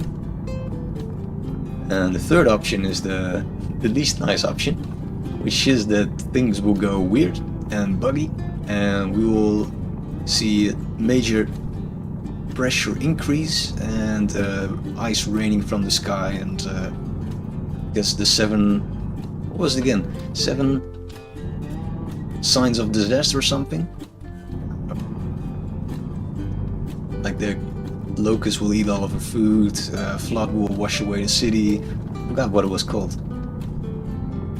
The doom scenario of the world, essentially. Can we get out of here? 140, it's that way.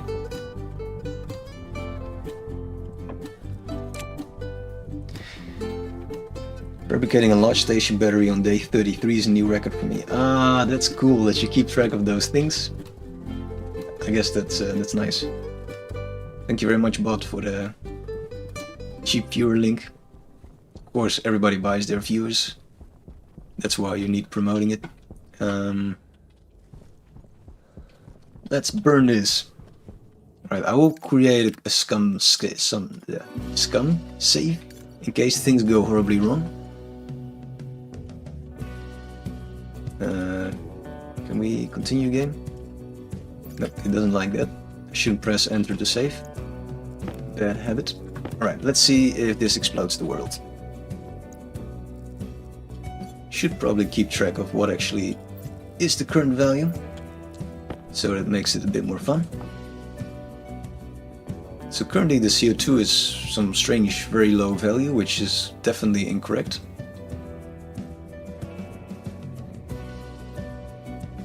I don't know, maybe the Terraformer mod is broken actually. Why is it saying all of a sudden it's 6, whereas just now it was 10? Don't crush my dreams, game. Well, just keep burning it. Should put some, hold some faith.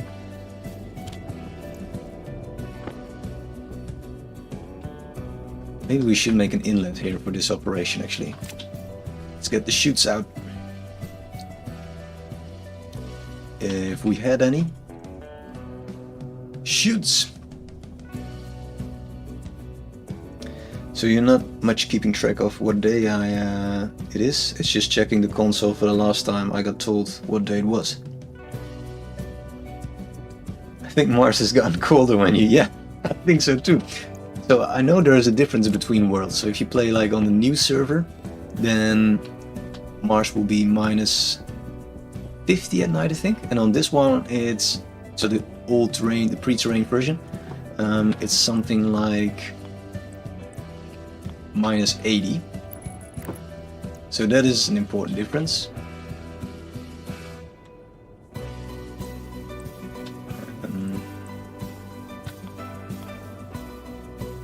Can we do it the other way around actually? Wait, can we just go...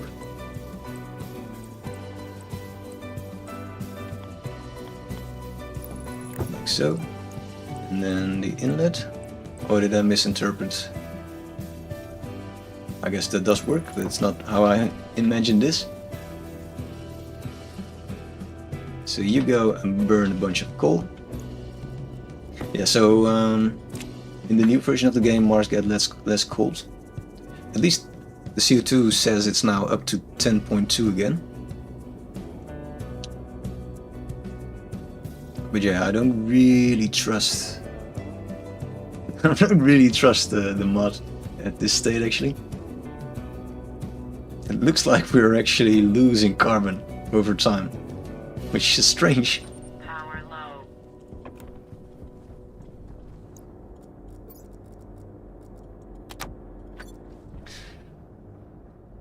Have fun everybody, you will jump into Astronatica. I can imagine that you want to jump into that game, it looks like great fun.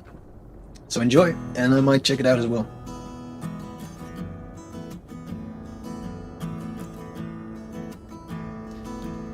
So let's say you don't think Mars has gotten less cold, mostly because the atmosphere should be generating dry ice in these temperatures. So it seems crazy to think Mars would ever been allowed to get this cold.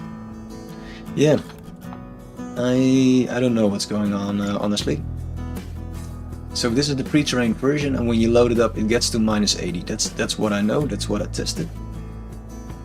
And it's strange indeed, what it's doing now. At least we got to 12 moles of CO2, so it is doing something, but it looks like over time we're actually losing CO2 to some mysterious way.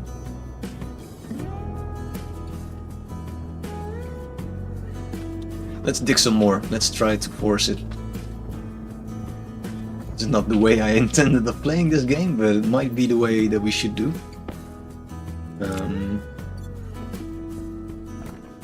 Can we spot coal with daylight? That would be a lot easier. There should be heaps laying around, right? So this is the crater of doom which we just created. So we can start digging there again, but let's also look at the next reservoir, which is there, I guess. Alright, so that's the direction of 8 degrees. So that will be our next target.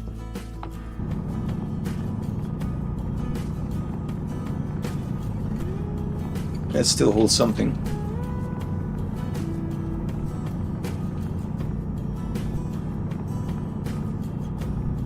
So can we meanwhile check what's going on with the atmosphere? 14 moles. Might be working.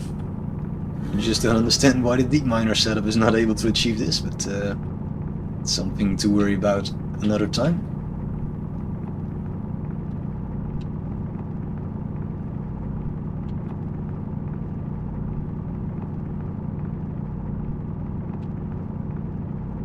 It could also be true that we're losing carbon for some reason over time.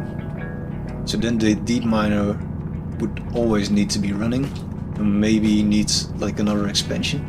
Would be very strange though, but might be the thing that's required.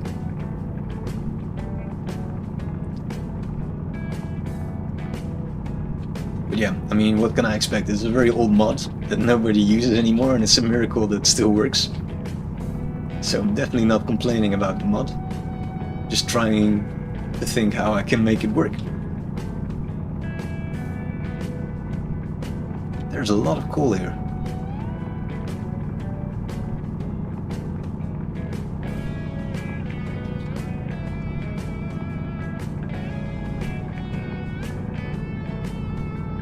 Yeah, I would like to reach the next phase where we can just plant plants outside. That's the dream. And if that works, then we should see generation of O2. Now maybe that's broken as well, and that's where our dream stops. But if that also works, as they are just little O2 generators, then ideally we would have free roaming chickens, and that would be awesome and quite unique, I guess.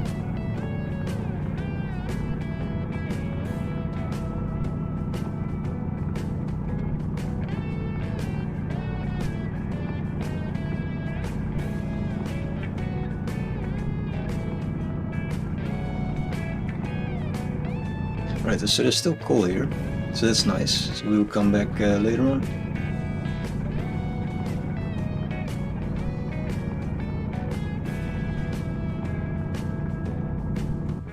That's the wrong way still.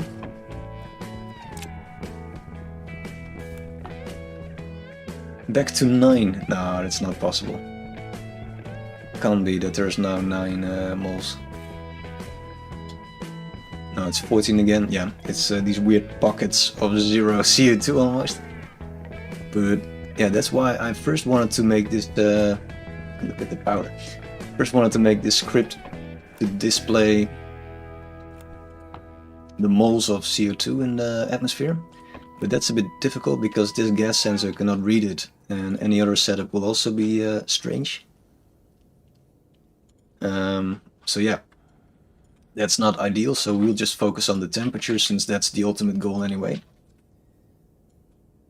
So conversion, we should do a conversion because otherwise I will get annoyed by the Kelvin bit. So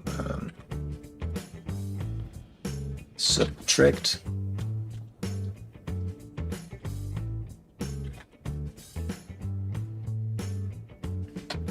this value, which is Kelvin, minus this, convert to Celsius.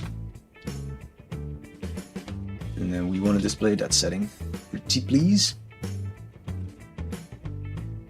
We could change this as well, but let's just leave it.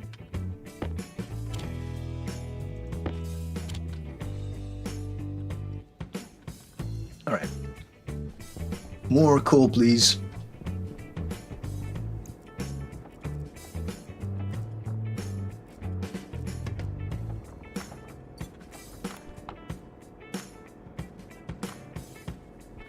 So we're up to 17 moles, so maybe we are making it work.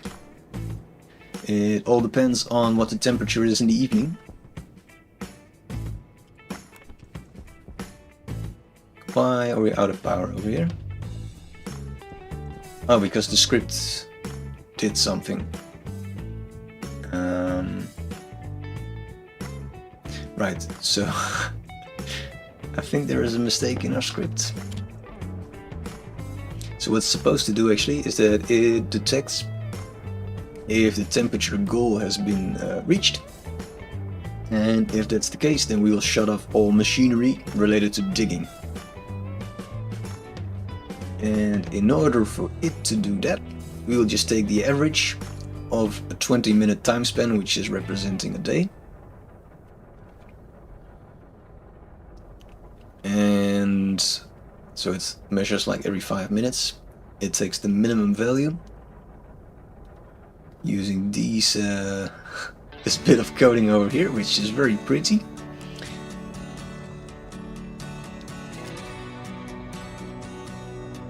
And it uses that. I think this is the bit where it goes wrong actually. So it uses that minimum value. So let's say it's still minus 30 degrees. Then if the measured temperature is bigger than that value, it will turn off the transformer. I think this should be smaller than actually.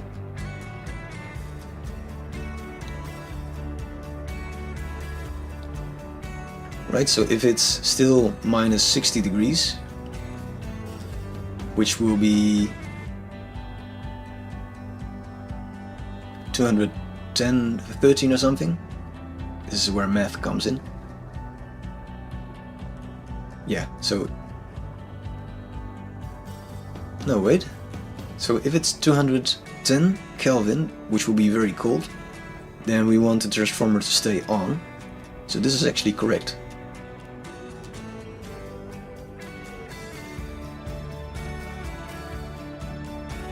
So if it's 275,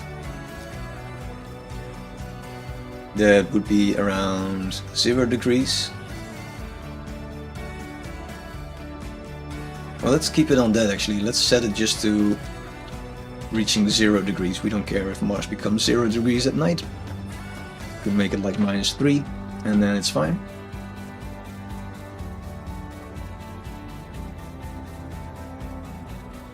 Oh, -10. Well, let's do -10. There will be some real world value. At least in the place where I live. And otherwise continue. I don't know where it goes wrong. So it actually said that this was the temperature that it detected, and then it still decided to switch off the transformer, which is very strange. So it says bigger than, right? So if this value of 200 is bigger than 260, then you will switch it off, which it wasn't, but it still decided to switch it off. Ah, this is where it goes wrong. There's a mistake. It will always switch off the transformer. Right. That's what's going on. Now you should work.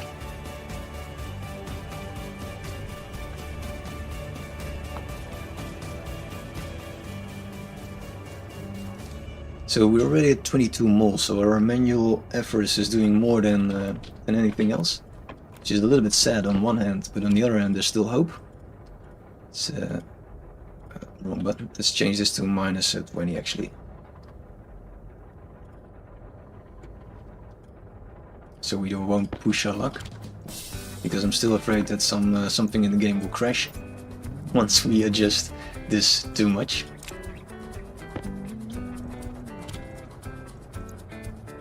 Alright, I'm gonna do, I think, one more mining run.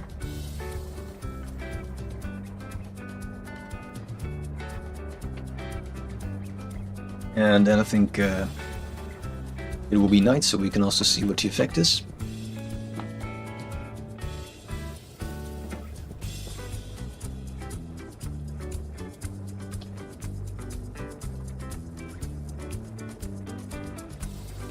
I'll do some mining at night, very risky, but yeah, we'll find out what's going on.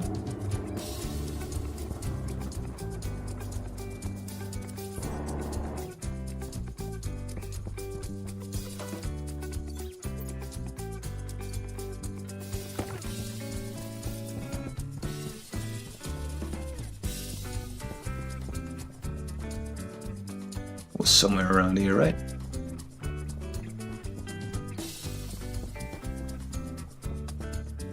Can I find or mine or coal mine?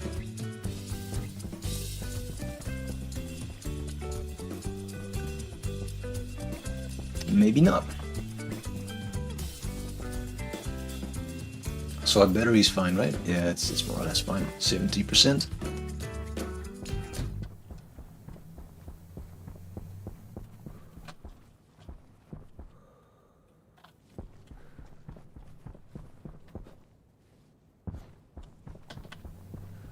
Alright, so we cannot find our coal mine, but maybe we are able to find some other coal mine. Start a new one. Meanwhile, the temperature is -40, still dropping.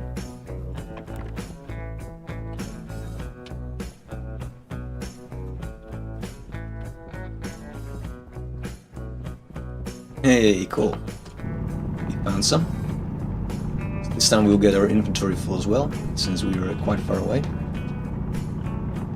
At least if this coal mine will allow it.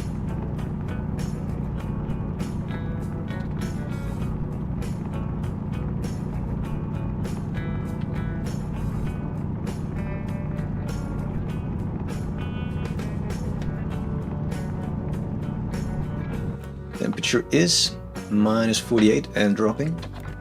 Well, that means that we're still not there yet. But the question is, how far will it drop? Will it go all the way to -80 something like last time? Or will it now go a bit less low?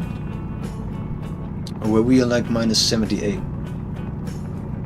This is why we need the display.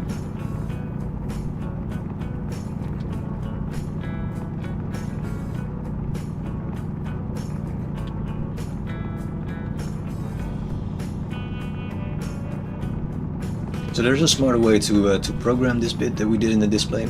So you can create some loop that will count 1 to 4 or something, or switch two variables 1 to 4, so it will reduce the lines of code and make things look a bit prettier.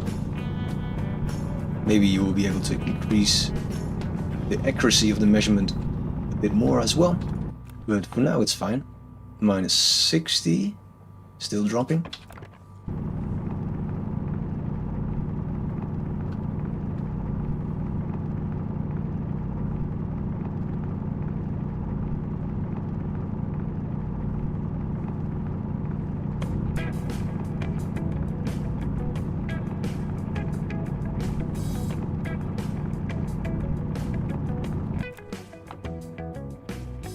Minus 64. Temperature is still dropping. Curious, it looks like it's dropping less though. Not sure if we will still reach minus 70.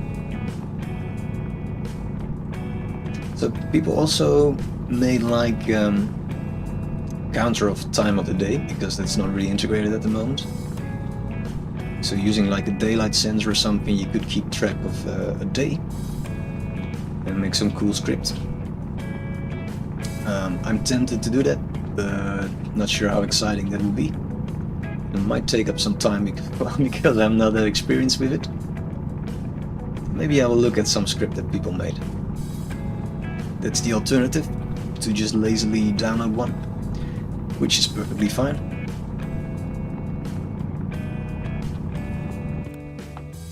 $71, still dropping. Alright, so there we have our answer. Still getting pretty cold.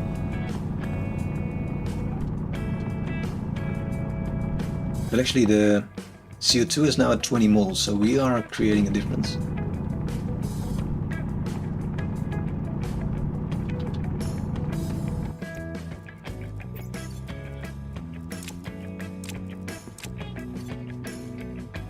Other way around, we want this to, well, we can just suck it up like that.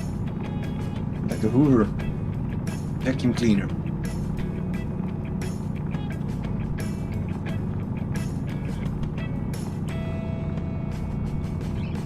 So what are you working on, Dargino? Oh, you said already, a Mars on hardcore mode, or what was it called?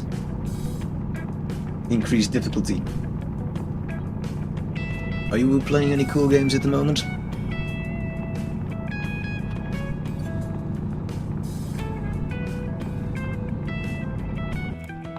$74, and that's it, I think. And we're going up again. Alright, so minimum temperature should be 74. It should be on the display there as well. Maybe like some decimal behind dot, but something around that temperature. So we are creating a difference now. So we already went up 10 degrees with this this bit of effort. So I'm not just mining coal for the fun of it. It's doing something. Yeah, right? So I tested this in creative and it was also working. The thing that worries me is that sometimes the percentage of CO2 starts dropping again, which is strange because that gives me, well, it makes me anxious that the mod might be not working as I thought it would. But well, our plan is not in ruins yet. Still hope. I think this is it. We can stop this coal mining effort. Go back to the surface. Oh, we went quite overboard here. 180 is the thing we should be aiming for. Yeah, we are out of reach of the little lights, so we are depending on our sense of direction. Ooh, another coal mine.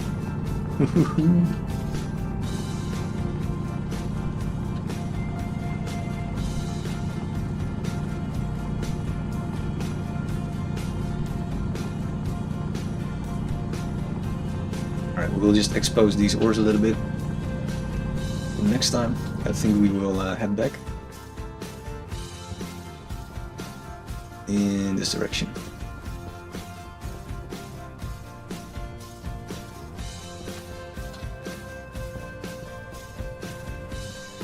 There we go. You reckon the primary issue is that Nightmare gets too cold. Alright, yeah, so at night it gets too cold, which will cause the CO2 to freeze, and then it doesn't count it, you think? Could be that the ice items get deleted. Ah, right. Oh, thank you very much for that bit of insight. That could be it indeed. So we just have to prevent the temperature from dropping that much. Right, so we just... so at some point we get to the flipping point, which we have to be careful for. Because if it then all of a sudden doesn't get deleted, we might be in a bit of trouble. Power low. So at that point we should check carbon dioxide, what the freezing point is.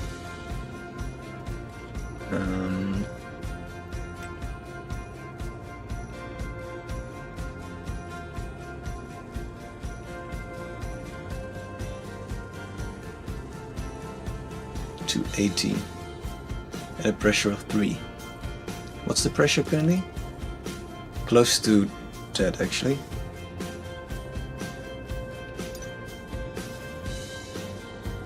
So we want to reach the 218 Kelvin, which is what?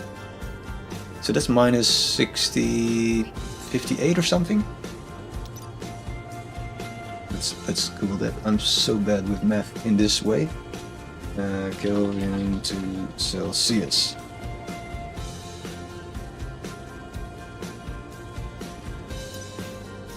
$218 it was.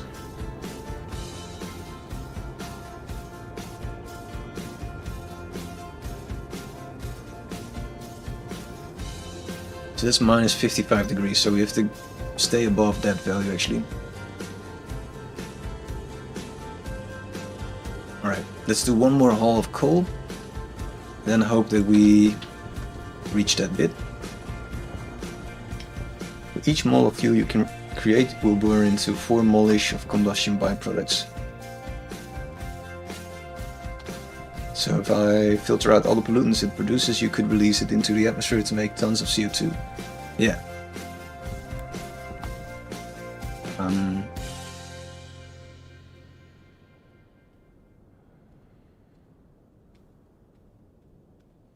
Right, so fuel will generate CO2 as well. Is that what you're saying? This I didn't know yet, so that will be actually a more efficient way of doing this. Ah shit, I still had coal. Well, let's first dig up more coal and then release it as a bunch, like we just discussed. Can we still find back our new coal mine? It looks like it's over there. Or maybe that's a new one? Who cares?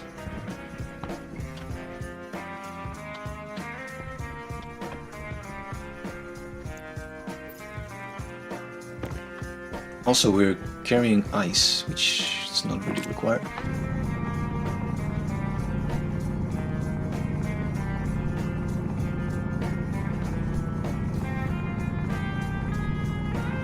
Hydration critical. Oh no, we didn't drink. It's fine. It's not critical yet. Well, she says it is, but I don't think it is. We can make it. The other way around. Transfer those.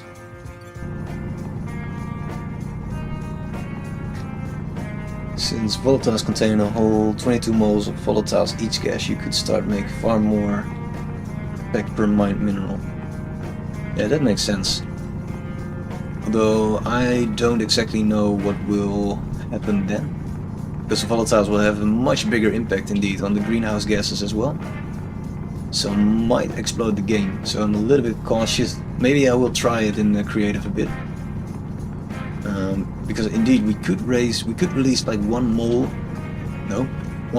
kilopascal of volatiles, because plants are still able to survive that.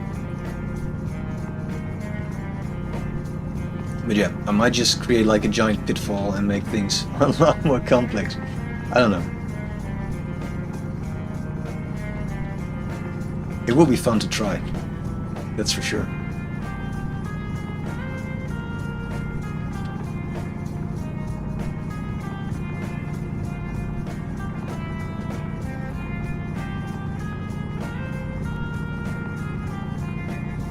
And indeed, I cannot use the deep miners for that. Yeah, that's true. So you burn a bunch of volatile gas in pipes, you could run it through a filtration unit. Alright, so... yeah, alright, I missed your comment that fuel will generate CO2. Ah, cool. Yeah, that will be a way more efficient setup then. But then that will require a whole different setup. So I guess the centrifuge mining setup that I currently have is not the most efficient one. That's clear. Because the fuel bit will be prettier. But we might make it work. But indeed, if this fails, then that could be a prettier solution, which will require me to do less mining, since I'm anyway mining right now. But I still have high hopes that this might just work, because we're at 25 moles of CO2. So let's see, if we were able to drop the temperature from minus 80 to 74 with 20 moles of CO2, or was it more like 10 moles, I guess. And we need to reach a temperature of lower than minus 55, so we need like 2 more of these giant stacks of ores. Let's see what this will do. I think it's full, right? Almost. Now it's full. Alright.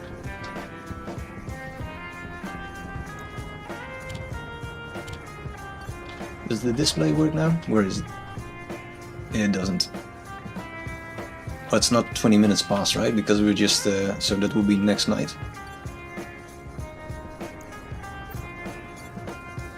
Right, we'll go back, get some liquid in our system. Maybe mine some coal on the way here. We could ditch our cables as well to make a bit more space still. And leave the laptop... no, we will carry that actually. We need it all the time.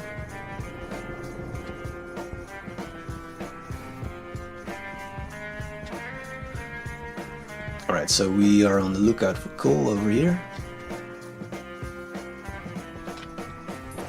I think there's some there. And this is iron. There's more coal. Well, so we'll get that on the way back. Might even be coal over here actually, because there's a huge crater.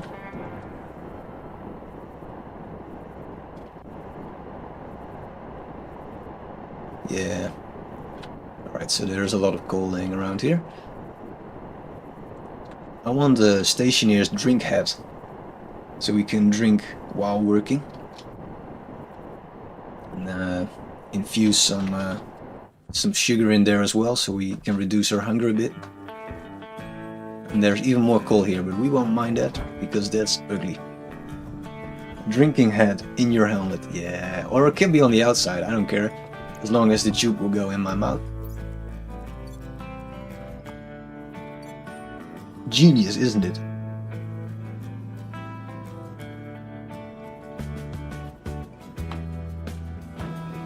Alright, get the battery switched out, because it's starting to complain. The chicken should be good, right? We ditched like an enormous amount of food there. Honestly, drinks should always be allowed, even if the helmet is closed. Yeah, because you can have like a Formula 1 like helmet, no? Don't know why my mind went to that first, but... oh no, I don't want to do that. I want to add more eggs and create a delicious egg powder, just for the sake of using the eggs for something. Delicious egg powder, which has no nutrition and makes our stationeer unhappy. But we're eating it anyway, because we control what he eats. Alright, oxygen, battery, check. Filters low actually.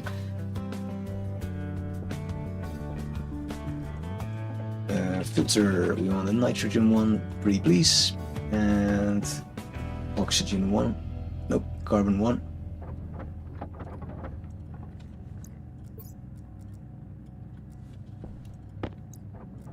Just swapping it.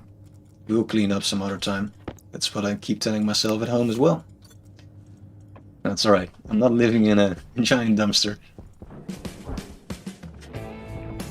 He said it on stream, so it must be true. Seems trivial to plug in drink lines into the suit. Yeah, right? If you can plug in all these other things.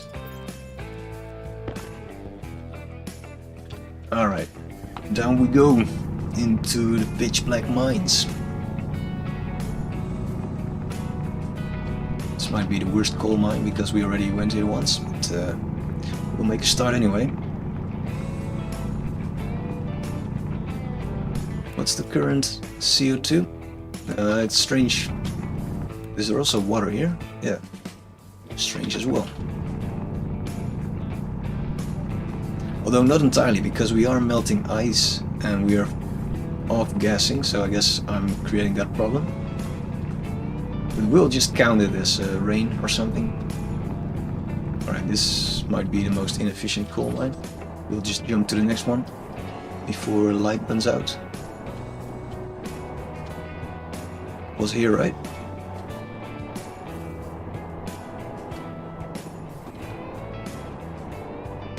Yeah. So keep that in mind. 300 degrees, 330. Right, let's get one more full inventory, and then hopefully we can prevent the CO2 from disappearing at night, like our current hypothesis is. So we just have to beat it, be there before it reaches -50. That's our time limit. But then of course it still has to be burned, so who knows. Maybe we're already too late. Just have to keep the generator going at all times.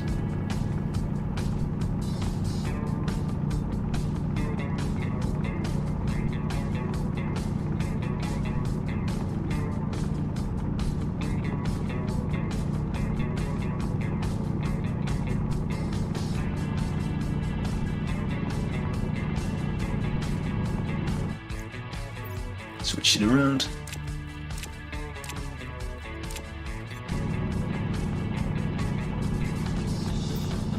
Closing the wrong inventory.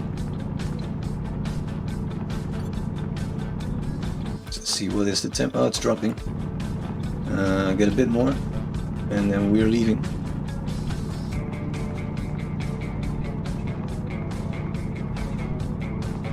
If we can at least find it.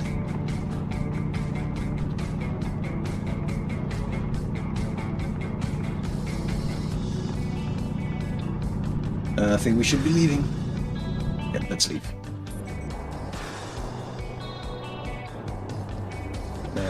Wrong way. Just said 330. I'm losing sense of direction, but luckily we saved that bit of information. Because all of a sudden it's pitch black.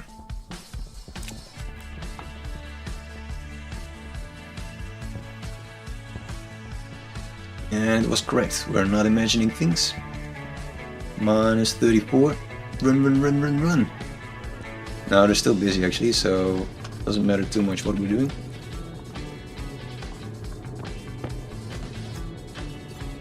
We are creating a nice buffer of everything that needs to be burned.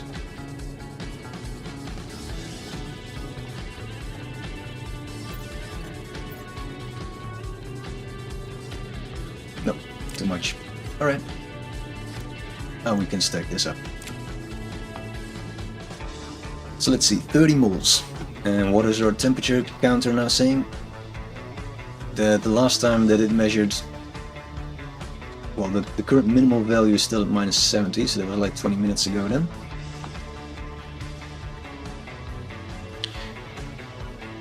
It's doing something. Tempted to build another generator.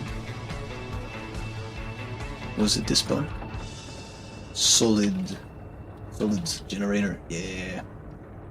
More iron. That's I think there was actually an ore laying around here, if it didn't get destroyed.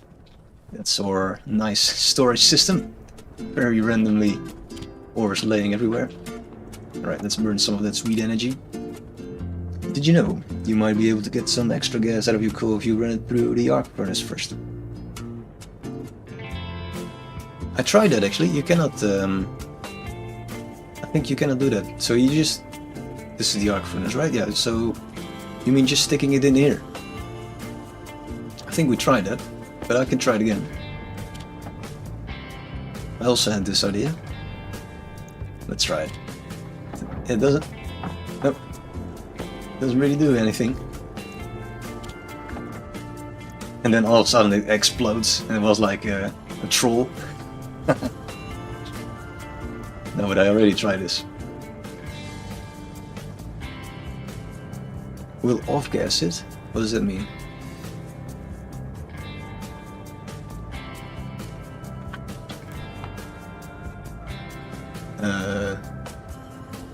Wait, so you're saying that this actually does do something? But I was looking at the wrong thing. Right, so it's now 35 moles. This is a very inaccurate way of measuring. Ooh, almost got hit by that. You're creating a death trap, and I lost my coal. But it looks like it does something indeed. Apart from trying to kill me.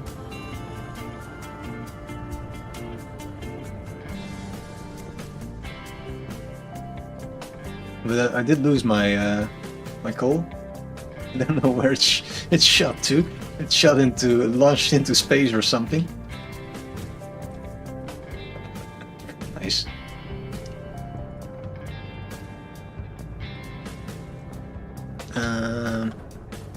Damn it! I wanted that iron actually.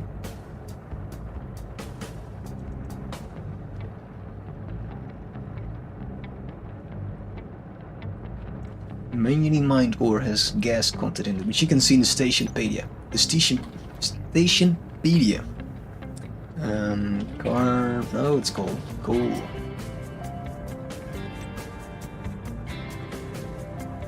Pollutant and carbon. So that's, I guess, what you mean by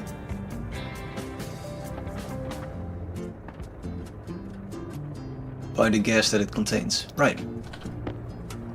Well, I think you're right, because I did get blown almost to death, but I'm not sure if I'm very happy with the way that system works currently. That might just be the way that I'm applying it. Let's see, we will I just create like a second layer. That's not allowed. Not without a frame it is. Do we still have some? Nope, we don't. Also, we want some iron back from this device. There we go. Good shit.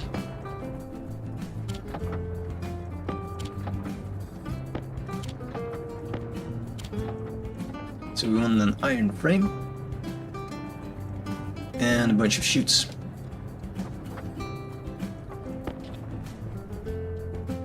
Deep mine ores do not have gas in it. Cool. We learned something new. It's probably knowledge that I should have already known, but don't tell anybody that. Alright, so this is the ugly way of setting up such a thing, but it will fit nicely with our setup, so we will definitely do that. We should get some power line.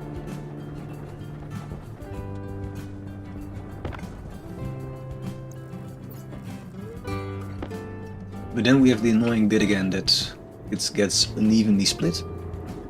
That's fine.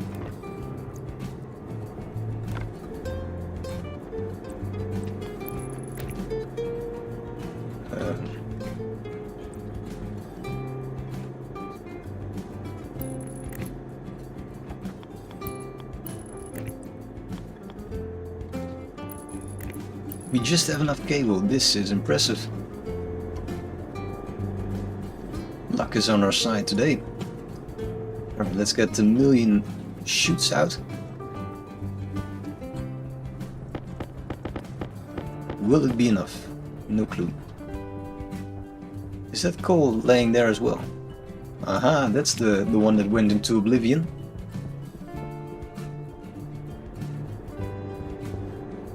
Alright, so we'll create a splitter and then go plop plop, something like that. And yes, that is the sound that the flopper makes. Flipper. Flip flop, splitter. Please? Yeah.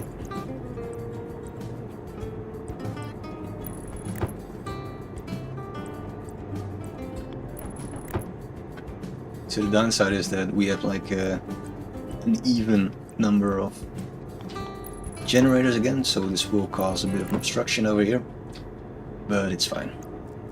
We will at least be able to monitor it. Talking about obstructions, this one is also doing something strange.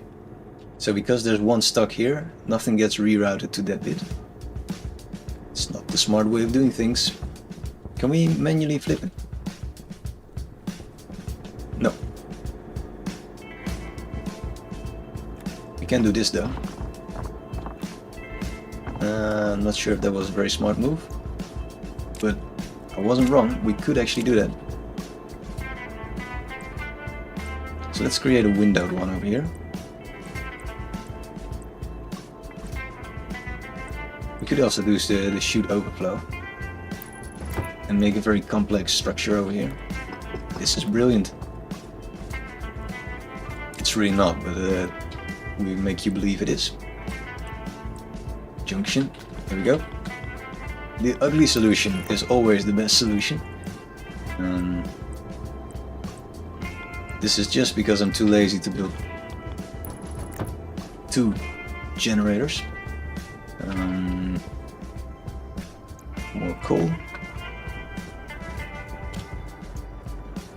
You have to get iron from somewhere. This still has... no. Or does it? Ah, it does. Alright. 1 whole gram. Really? That's not enough. I guess we have no choice but to put some effort in things. Can we scroll down? No. We want some iron, please.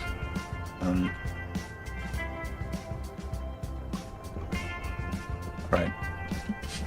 We should watch out because now a bunch of iron gets launched into our base. There we go. Haha, it works. Something works in this base. It's impressive. Unbelievable. Alright, how many chutes do we need?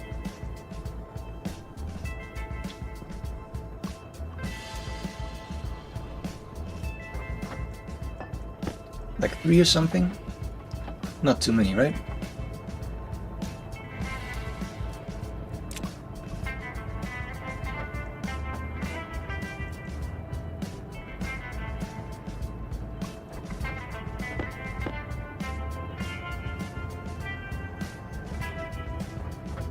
Alright, let's check it out.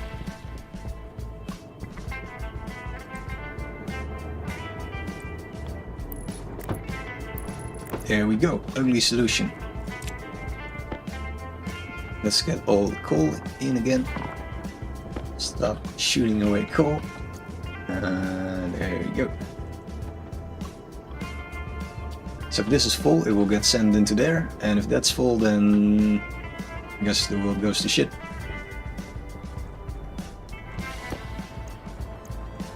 It's not as brilliant as I wish it would be. The easiest solution would be to just print another generator, actually.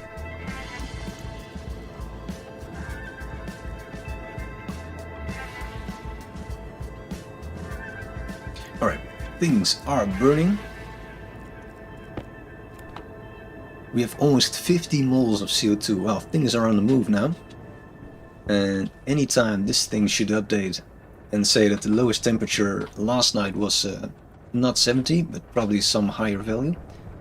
And we should watch out, because we just hypothesized that the moment that CO2 will reach the value above what? Above 55 degrees? Minus 55 degrees? Then we might be in a bit of trouble, because that's the point that it might not get deleted anymore from the world, because it doesn't freeze. So I guess tonight will be very special. which will be around, oh, it still takes a bit of time. I guess 10 minutes or something.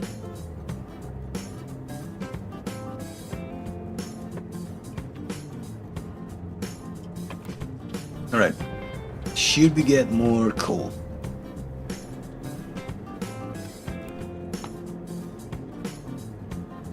We might not have to, so if these all contain coal, we could also just open up those. Yeah, it's 71.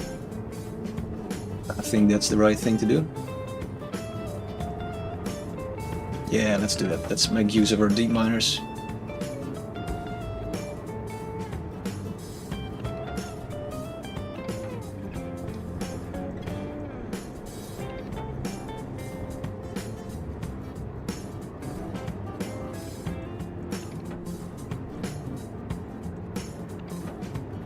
So coal should be flowing in a bit. Will take a moment for them to switch off.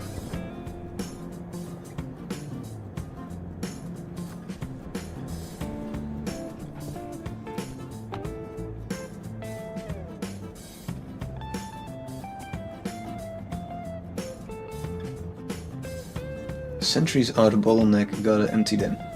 Yeah, so what we just did is we did like, I didn't see you actually joining there. Mix on my seats. We just did a lot of hand mining in order to create some difference with the coal because it was going a bit slow.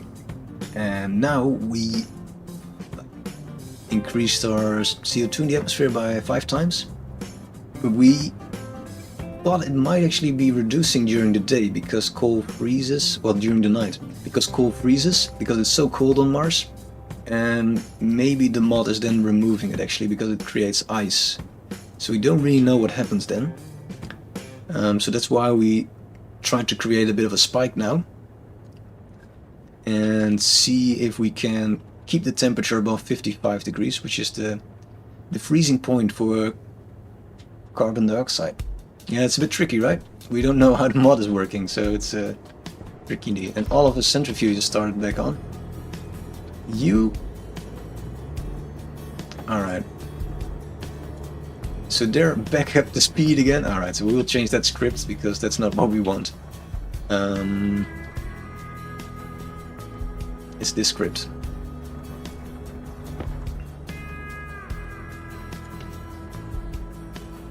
The current way that the script is working is maybe most efficient, but I don't like it.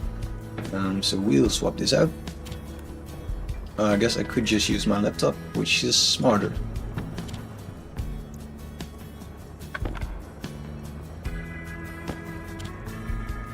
We want to set, no, we want to import script, and we want to set the checking value for all of these to like 50 or something, which is very inefficient, but that's, or it could be 80 because they're containing a lot of crap.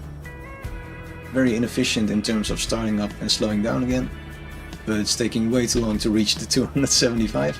We don't have the patience for that, and we wait like 70 seconds and that's fine.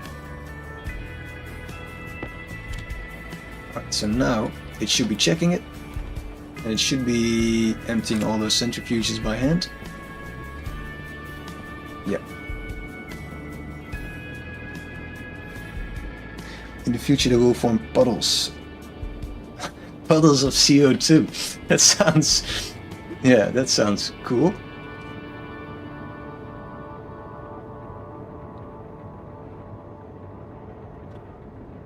And lakes, yeah. No, currently I don't know what happens in this old pre-terrain version, but for sure the liquid update is not implemented yet. Alright, coal should be rushing in now. Watch the window carefully, there it goes. Catch it. No.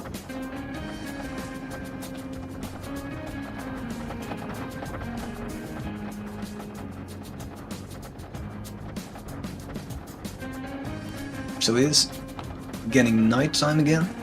CO2 is still steeply increasing. Stackers are going crazy. Nice. I like it. Did it actually have enough time to empty this? Yeah, I think we, well, almost. It's fine. Happy with that. Check one more. Yeah, it's fine. Alright, so we have a lot of coal in the tube. It's getting nighttime. Let's see what will happen. So last night, temperature got down to, it still says in -70, but I'm not sure if that's correct.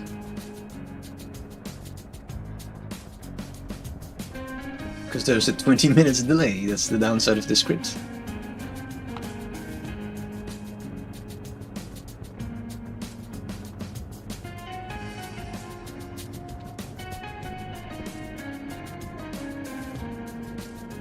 But we do finally have a steady flow of carbon.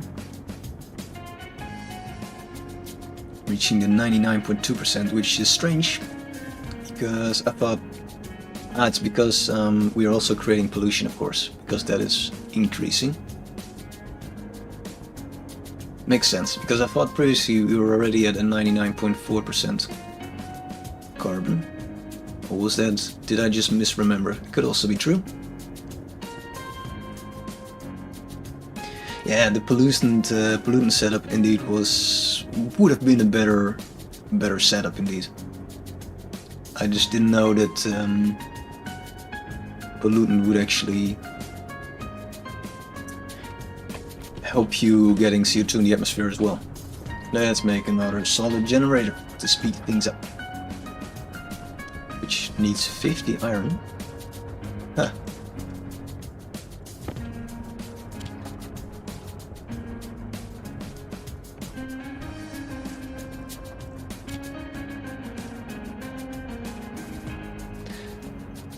So you think pollutant is helping with the minimum temperature thing? Yeah, I think so. And I also think the plants can easily manage this low percentage of pollutant. Because it will translate to 0.1% of the pressure of 18. So that's less than 1 kilopascal, which is within the limits of the plant pollution. More iron. It's just one more, I guess. Or is there still one stuck in the... No. It's not a stacker.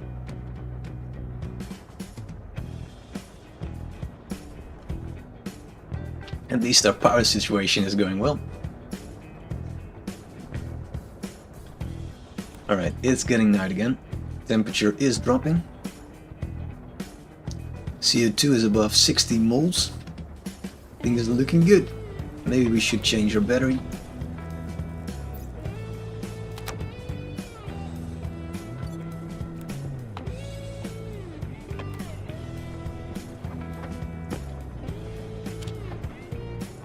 Alright, let's make another generator so we complete our setup and make it less ugly. And we should also be printing some more coils, I guess. Because we just used the last bit.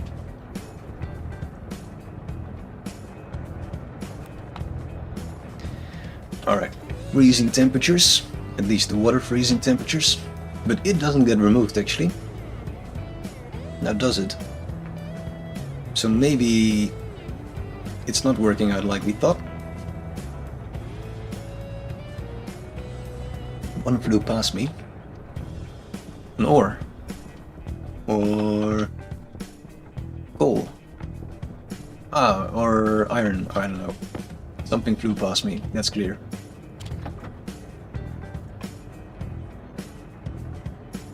I almost got hit in the face by a bit of coal because someone, like Floaty I think, said that I could... no, Dogino said I could stick it into the arc furnace, which worked. Can I add heaters burn volatiles? Tricky. Yeah, I think we could actually. We could play around with volatiles in many different ways.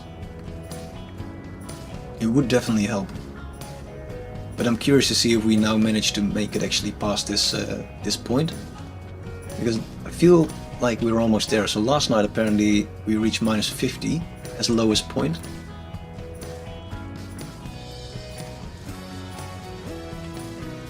So I think we're getting there. But we might do some monitoring ourselves as well to see what the temperature will now reach. Does this need charging actually? No, it's fine. Alright. Please make some coils as well. While we install this beauty. Can we still stick it there, or do we need like another iron frame? I'm afraid we do.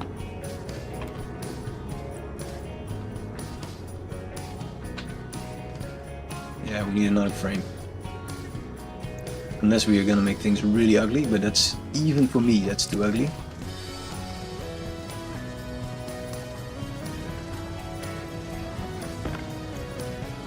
You're out of copper, right?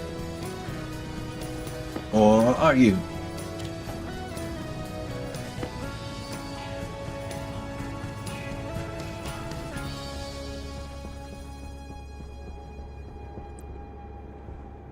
Right, so where did I stick that other frame? I'm falling down some doom hole with a lot of hidden ores. We'll just forget about this hole. Doesn't exist. Alright.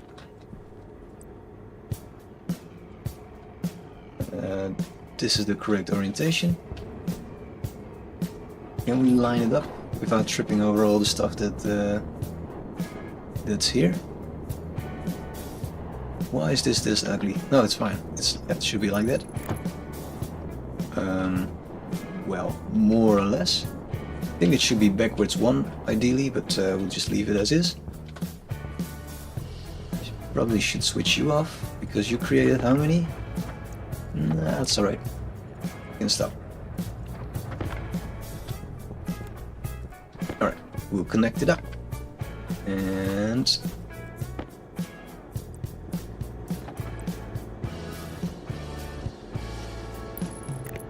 connect the chutes as well.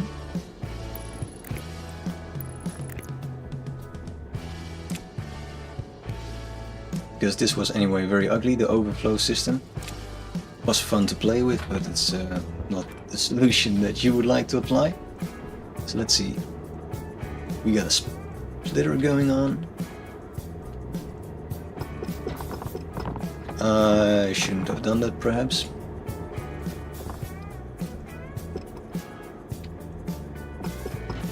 We could just use the overflow. Yeah, leave that there. Have some variation going on. Very nice. Wait, what's... Oh yeah, that's a splitter. Oh, we're making a mess now. Coal everywhere. And we still need some more chutes. I hope we can find all the coal. Because we kind of need it. Waste not, want not, and stuff like that. Can you print one more chute?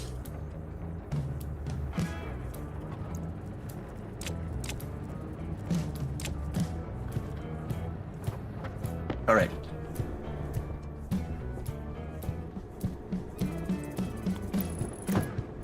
So, that's fixed again. Just stack all of that in there. And see if we missed some coal that's flying off. Probably somewhere on the lower floor. You could also just clean up this mess actually while we're at it. I don't know why these landed all here, but we should probably clean it up.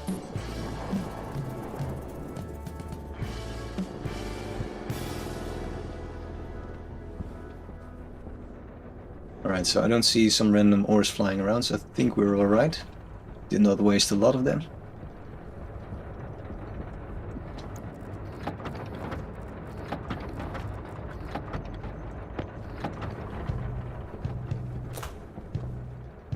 Should manage measure the temperature actually. I think we're alright, but I now missed the moment, the minimum. Well, I think this will catch it. It looks like we didn't reach like minus 70 or something. we might have already reached the point that we wanted to reach.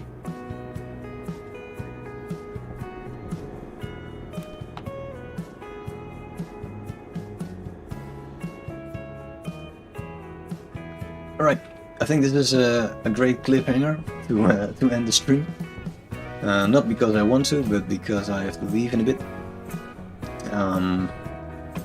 So it looks like we might have finally reached our goal of increasing the temperature. So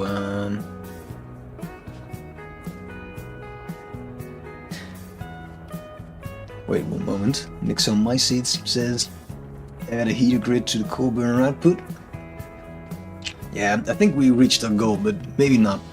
If we didn't, we might look into volatiles approach, but I think we actually might reach our goal. So in that case, we will know next time if the temperature reaches -30 at night, or if you finally pass that bit. And then we can focus on the bit of planting on Mars. So it took quite some time, but I think this is actually the moment to do that. So thank you very much for joining. Thank you for all the encouragements, like you, Dogino. Indeed, we got quite the atmosphere going now. So I'm very happy with that bit. So yeah, next time we'll be then checking if this is really dream come true, or if we're missing something, and then continue planting, and maybe we'll finally reach our goal of having free roaming chickens on Mars. But that will be the ultimate goal. Just having plans would already be great. I'll be back on, I think I'll do some streaming tomorrow, and then same time. So thank you very much, and bye bye.